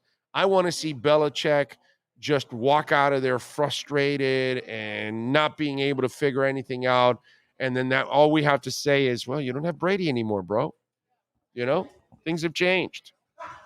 That kind of stuff. Mac Jones had that in him to start, back at somebody there. Well, you get to a point where you say, my ass is on the line here, and you're setting me up to fail. And so I think that's what's going on at times. That they're, the quarterback's like frustrated, Yeah, because all he's hearing is how bad he's doing. Right. Exactly. He gets all the heat because that's all we do to quarterbacks. Yeah. We give them all the praise and we give them all the criticism. The co-offensive coordinator thing just never works. I know. It's as you said, if you have two, you have none. You have none. You're done. You're done. No doubt. By the way, something really cool on the music side. Her, the artist, Her, she has a signature Fender guitar now. And the I Can't Breathe hitmaker just launched her own Fender Blue Marlin Stratocaster, which is named after one of her favorite fish. And she admitted she barely thought it was possible to play the instrument herself as a black woman. Her real name is Gabrielle Wilson. She's really talented, by the way. I think a lot of women, especially young black women, young Filipino women, don't really think that these kind of things are possible, and I barely thought it was possible. So it's insane to know that I've done it. It's inspiring so many women to want to play instruments and want to pick up a guitar, and I know they can. The guitar is called the Blue Marlin because I grew up going fishing with my dad a lot, and I just think it's one of the coolest looking fish. She is the first black female artist in Fender's 77-year history to launch a signature guitar. The Grammy-winning artist was just 7 when she first started playing guitar, inspired by her musician father, Kenny Wilson, and him playing Prince and Lenny Kravitz records. She recalled in an interview with Reuters, I was 5 years old, 6 years old when I started playing piano, and then I picked up the guitar not long after when I was 7, and Kenny taught me how to play the blues. I started performing when I was like 6 years old. My first time being on stage was with my dad and his band, and I remember my mom at one point kept booking like gigs for me, like there were festivals and things around my neighborhood. That is so cool for her. That is awesome. They're on sale, by the way, right now for £1,200. I don't know what that converts to in U.S. dollars, but it says 1,200 in pounds there if you're interested in it. That's pretty cool. Ken Helm. I haven't seen much of Ken. It's like he was like big for our Canes games. Ken Helm was always there. Big O, have you and Sean ever thought about bringing on former Dolphin players to chat about glory days, what they're doing now? Yes, actually, we will be doing that now this offseason. That's one of the things that Sean and I talked about when we went through last offseason. I said we're going to bring on some more former Dolphins and things like that. Once we're done with the Super Bowl and we kind of get really heavy into the offseason, then we're going to do a lot of that. And we'll bring on some former players and coaches and things like that. We are going to do more of that, my friend. So you were reading our minds from last year that we talked about. Okay, this offseason we got to do this instead. So yes, we are going to change our ways in that sense and add that. By the way, Panthers are off tonight. They take on the Kings on Friday at FLA Live Arena. They got the 10th spot right now in the playoffs at 52 points. The good thing is Washington's in the A spot at 56. So it's not like they're, completely out of it, but they got to wake up. They better wake up, man. If they don't wake up. So Joe Philbin was fired today. The Cowboys fired Joe Philbin, the O-line coach, George Edwards, another former Dolphin coach, the defensive assistant, running backs coach Skip Peete, assistant D-line coach Leon Lett, assistant Rob Davis, and offensive assistant Kyle Valero, all fired. Joe Philbin fired? What a shocker that is. Can't believe that Joe Philbin was fired. My God. How will that team recover? I don't even. Why should the Cowboys even continue as a franchise after firing Joe Philbin? Do want to remind you, tomorrow we're back at 10 a.m. live from Craig Zinn's Acura of Pembroke Pines. Our final broadcast of the month. It is the 27th.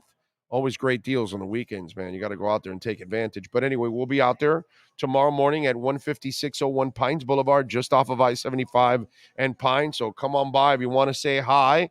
Remember, the Crypto Bro Show will air Saturday at 1 o'clock. So we are going to, start the Crypto Show.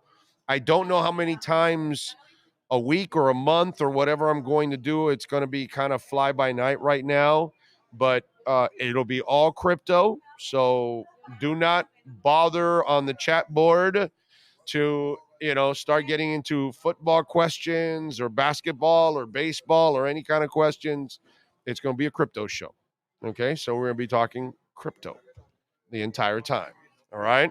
So if you want to learn a little bit about crypto, maybe learn about different crypto companies, learn about blockchain technology, all of these kind of things, DeFi platforms, all the kind of things, Web3, the stuff that is going to engulf your world over the next 10 to 15 years. And you'll be swimming in all of it because you will have to live it. You'll have to pay your bills. You'll have to go find your movie tickets and concert tickets and all of that is coming. And you're going to do all of that on the blockchain. So we will talk about all of those kind of things, and we will have guests and all kinds of stuff on the crypto show. So Saturday at 1 o'clock, make sure you tune in. Make sure you have the notification bell. Hit the notification bell because that is always important. That will give you the heads up that we are on. Okay. All right. We are out of here. We thank Sean Stanley as always. We thank Benjamin Albright. We thank Marcel Louis Jacques, as always. And we thank every one of you for tuning in. If you sent in a super chat, if you made a donation through Cash App or Venmo, we appreciate it. We thank, of course, the Brunetti family for being big sponsors of our program. We love Frank Fiore and Steve Calabro. I don't know what happened to Steve Calabro. I thought he was going to be back. Yeah, he said he was going to be back at 5:30, and no dice. He's gone. History in the archives. All right. Well, maybe we can get him on tomorrow so he can give us some wise guy picks. That's what I was hoping for, some wise guy picks, man. Plus maybe, some tickets for the boxing match on February 24th. We got to start doing that. Hopefully we'll start getting some of the boxers and the trainers too. So come on out here to Hialeah Park, man. Second floor poker room is beautiful. They can serve you food and drinks. You got TVs all over the place. You can wager on tracks all over the country. We've got the Champions Club also, where you can make your wagers downstairs. Gaming all over, like 900 machines. Smoke-free casino too, so you won't have somebody blowing smoke in your face. They actually have the smoking hot slots outside with ventilation, all kinds of fans. It's actually cooled down, but if you want to smoke your cigar, your cigarette, or that other stuff, you can do that over there. I didn't tell you about the other stuff, but, people are smoking it all over the place anyway, so what can I tell you? So if you want to vape out there while you're doing it, I don't think anybody's going to say anything. They won't even figure it out. So enjoy yourselves out here at Hialeah Park. Great food, great fun, great entertainment. We appreciate all of you out there. We'll see you tomorrow morning live from Craig Zinn's Acura Pembroke Pines at 10 a.m. As always, 10 a.m. Eastern. Catch us. We're out of here. We'll see you tomorrow. Same time, same place, same bat channel. Have a great one.